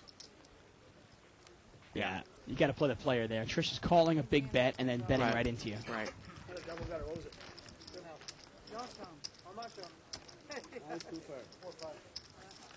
Button moves over here to seat 8. Getting word that we got Johnny Chan in the house. We get all types here at the Bus Casino. I mean, anybody and everybody that's in the poker world plays here. What happened to Tim? He always used to yell at me. At least on a somewhat regular basis. He was the rabbit hunting Nazi. You rabbit hunt, he cut off your hand. 9-10 of hearts here for Jonas. Limp here by Mike with ace-10.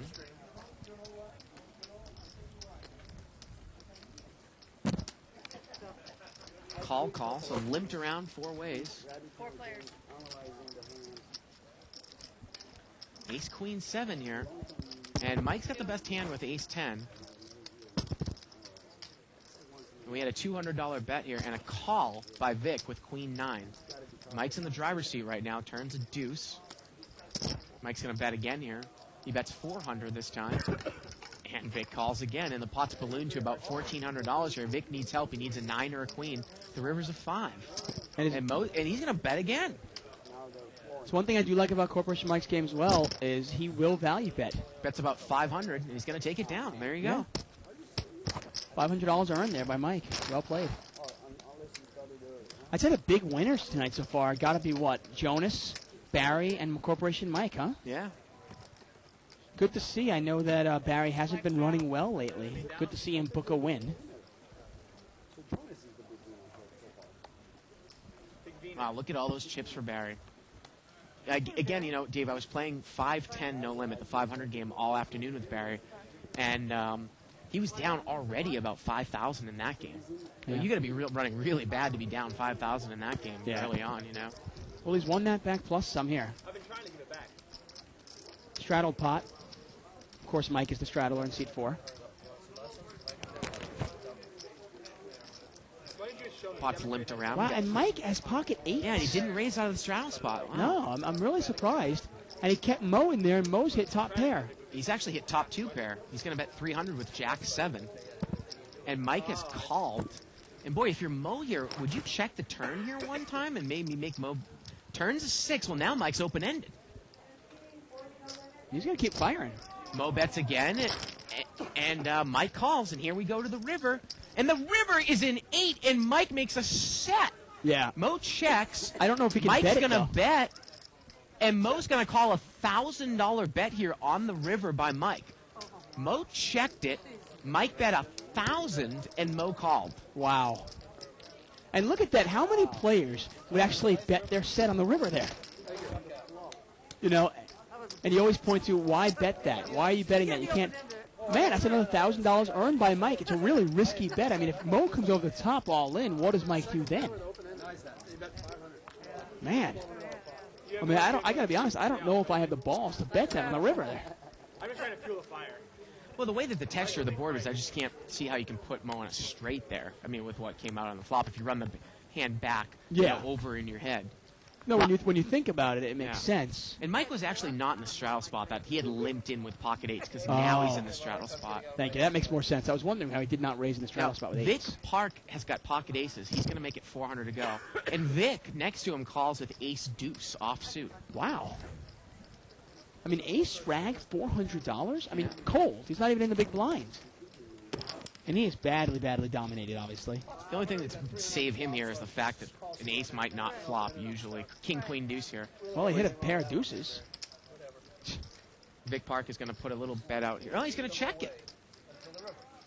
He's going to see if he can induce a bluff, and it looks like he's going to. Vic's going to bet. He bets 500. And it doesn't look like Vic and C8 has much more, so Vic Park might just check raise him now. And he does. Looks like he does, yeah.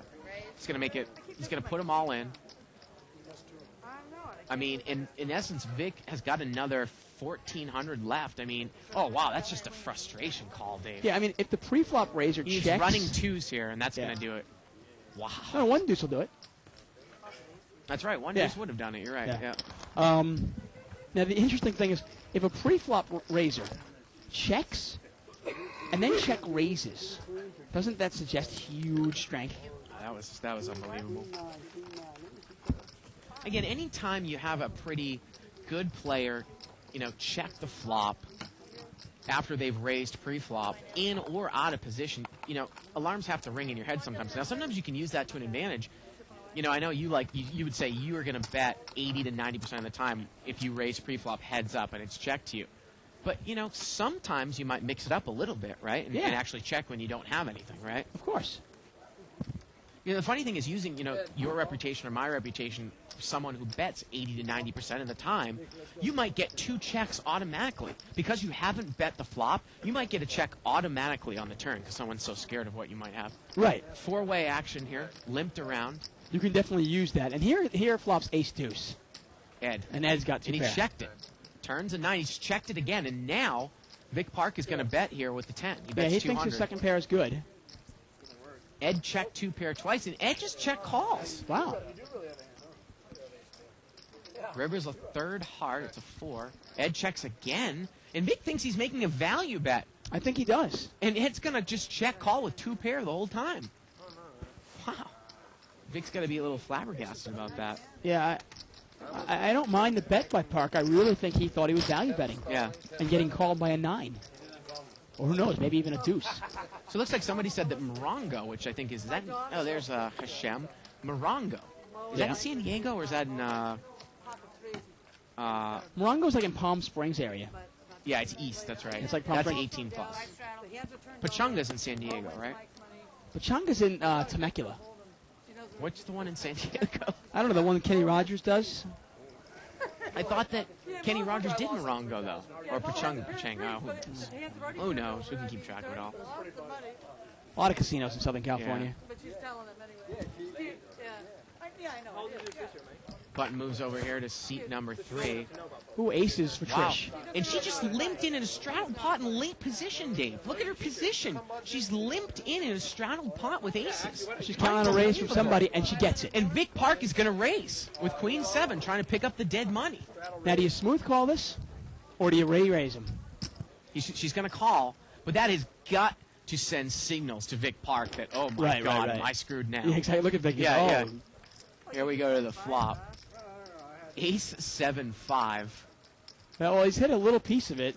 Well, you wonder if he thinks maybe he can outplay the fact that maybe if Trish doesn't have an ace, he can represent, but he's going to check. And Trish checks right behind him. Yep. Turns a 10. And if a 7 or a queen come out, Park might lose some money. Check again. And the river's a jack. And she's trying to induce the bluff. She's trying to get Park to throw some money in there. And now she's going to bet. Turn was a 10, river was a jack. And Park's trying to figure it out. He's trying to figure this out. Yep. What does she call, like, a huge raise with? And then check, now she bets. She could have 10s or jacks here. I think that those were actually action killers for Trish on the turn and on the river. I mean, it's almost like she's got pocket jacks here. Yeah, I mean, that's definitely a possibility. I don't think Vic makes this call. I don't think there's really anything he can beat. But he does make the call. Wow. He does make the call. And she's going to turn over 3 aces. Yeah, I'm just not sure if Trish is capable of making a move like that, But is she? what could Vic Park beat on the river there? Yeah. He's got a 7. I mean, you think of a hand she can beat. Oh, man. For some reason, if she's in there with king, queen, she's made a straight. He can't beat the ace, he can't beat the jack, he can't beat the 10. Yeah, I'm he with you. can't beat pocket 8s or pocket 9s. Yeah, I'm trying to think of a hand. And you got to think it's got to be a hand that she would call, what was it, a $700 raise pre-flop? Yeah. I $500. mean, $500. Yeah. It's a hand that she would call a $500 raise pre-flop with. Right. That she can't beat a 7. Man. But she would bet the river. Right. Yeah, I can't come up with any. I was trying to, I was thinking there was a good possibility that Vic actually might come out and bet the flop in hope that she didn't have an ace and just take it down right there. That might have been one way to play it, Yeah. Mike is raised here with ace-jack, and Vic Park is called with ace-8. Queen 7-3 here on the board. Mike's going to make a continuation bet. He bets 500. Flops missed everyone. Wow, and Vic's going to call here with ace-8. Wow. Setting up a move, maybe turns a 10. Vic's playing pretty curious today, huh? He's going to check. And Mike's going to check right behind him. And you wonder if Vic's going to fire at the river Well, now. the river's a queen, and if he fires, Mike might call with ace-high. Yeah, well, you can't put him on a queen. I just don't buy that. Yep, and there you go, a bet and an instant call by Great Mike. call by Mike here. Instant call. And he calls with ace-jack, and he wins it. Nice call. She's not letting me get away that time. And look at Vic gets schooled by Mike's mom and then by Mike. Right. Back-to-back hands. When I get a massage, I just... I mean, you know what's interesting, actually? The way you said that last hand when it was Trish versus No, he Vic. wasn't dealt in. You think of the hands that Trish would call limp in and then call $500 pre-flop. And you go, Right. well, maybe, 9s, 10s, jacks, queens, kings, or aces, right? Well, there's a good chance she's probably not in there with, like, ace-jack. I mean, is she going to call $500 raise pre-flop with ace-jack? You know? Even ace-queen. So when the ace comes out there, that might be a scare card. It really might have been... It might have been a scare card for her. That's what I was saying. You know, if she had 9s or 10s. I got to agree with you. Right? I think Vic missed that opportunity. Right. And obviously he would have found out that he was no good right away. Right. Mike has raised it up here with ace-7 offsuit. He's going to take it down. Email here from Stefan Bison. Hey, this is the first time I've emailed, but I've been watching the show for 2 to 3 months. You guys are putting up a great show, and I prefer it to anything that any poker show that's on television. However, you've ruined No Limit Tourneys on TV for me. No? That's what we're here for, right? Yeah, there you go. Yeah. So there you go. Buttons over here in seat 7. Mike is going to raise here again. He's going to make it 250. He's got ace-4. Now, Barry's got queen-9 of diamonds here, and he's going to make the call in the cutoff. He's got position on him. Trisha's got king-queen offsuit. Let's see if she makes the call with the sometimes trouble hand from up front. She does call. Yeah, well, it's her son raising, so. Three-way action. King-3 jack. Well, Trisha's got top pair. She's going to come out and bet. Yeah, Barry's got a gut shot and backdoor diamond draw. See if he takes one off. Looks for that 10.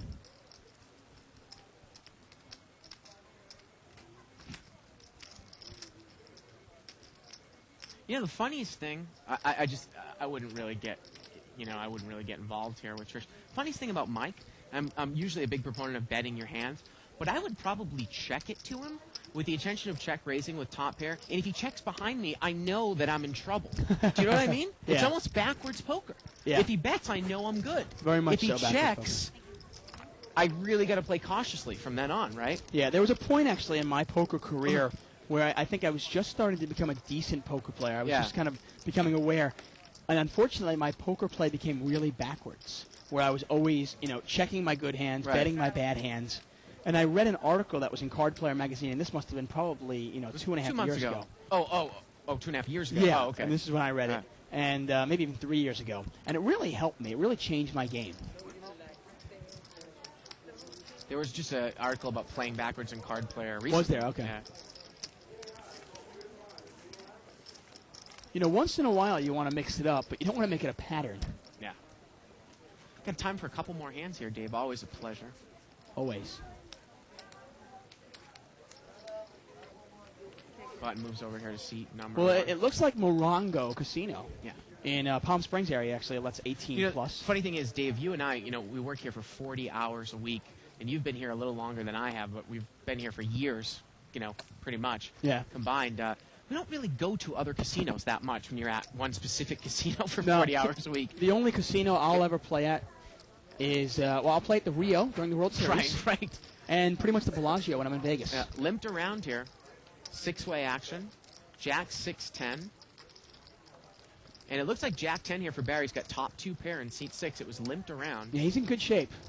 There's 6 people in here, so it's a $300 pot. And he checks it over to Trish, and Trish is going to bet here with ace-10 on the button. Hey, you can't blame her. It's a nice bet by her. Now let's see what Barry's going to do here with the top 2 pair. Pot is about 900, 600 to call. He's just going to call. Now, one of the things with the ace-10 here is you're not quite sure, is Barry calling me with a jack or is he calling me with a draw? He might have king-queen or 9-8. $1,500 pot that turns a 4. We're heads up. Jack 10 against ace 10. Barry checks, and Trish is going to bet again. She's going to bet 400. And it looks like this time Barry's going to come over the top of her. Mini raise to 800. Yeah, he likes that mini raise. He's been doing that lately.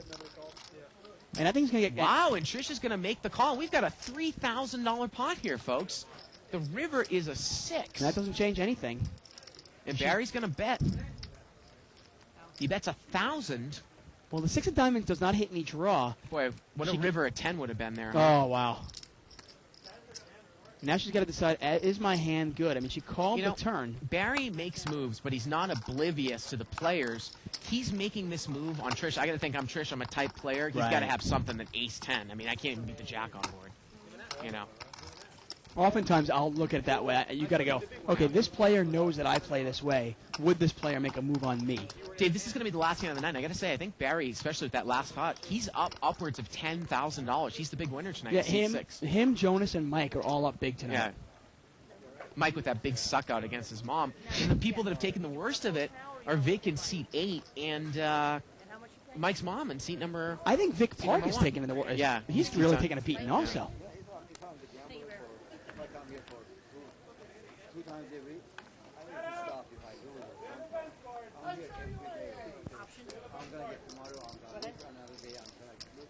Limp here by Vic in seat 8 with ace-10 off suit. Allen's up a couple of thousand also. Haven't heard much from him today. We haven't seen Allen lose recently. Ace-Jack-Queen here. Vic has got ace-10. Let's see if he's going to put a little bet in here with a pair, top pair, and a gut shot. Well, you don't have to win a lot of pots to make money in no limit. He bets. I don't think anybody's going to call this. Yeah, this is going to do it for us. Wow. All right. Fun night. Yeah, pretty exciting. Of course, we'll be back here tomorrow for most likely some sort of restricted buy and no limit game, whether it be $200 no limit or $300 to $500 no limit. I'm going to go get myself some hot tea with lemon. Yeah. Get my throat all better. Get yourself better, Dave. Get myself all better. Here. All right. So for everyone here in the booth and for Dave Tuckman, I'm Bart Hanson. Good night, everybody, from Live at the Bike. It's here. It's big. And it's closer than you think. It's not a tournament. It's what you don't see on TV. The cash is real. The stakes are high. They bet big. They win big. They lose big. High stakes live action poker. Live at the Bike. Watch it live on the web or play it if you dare at the Bicycle Casino right here in Los Angeles.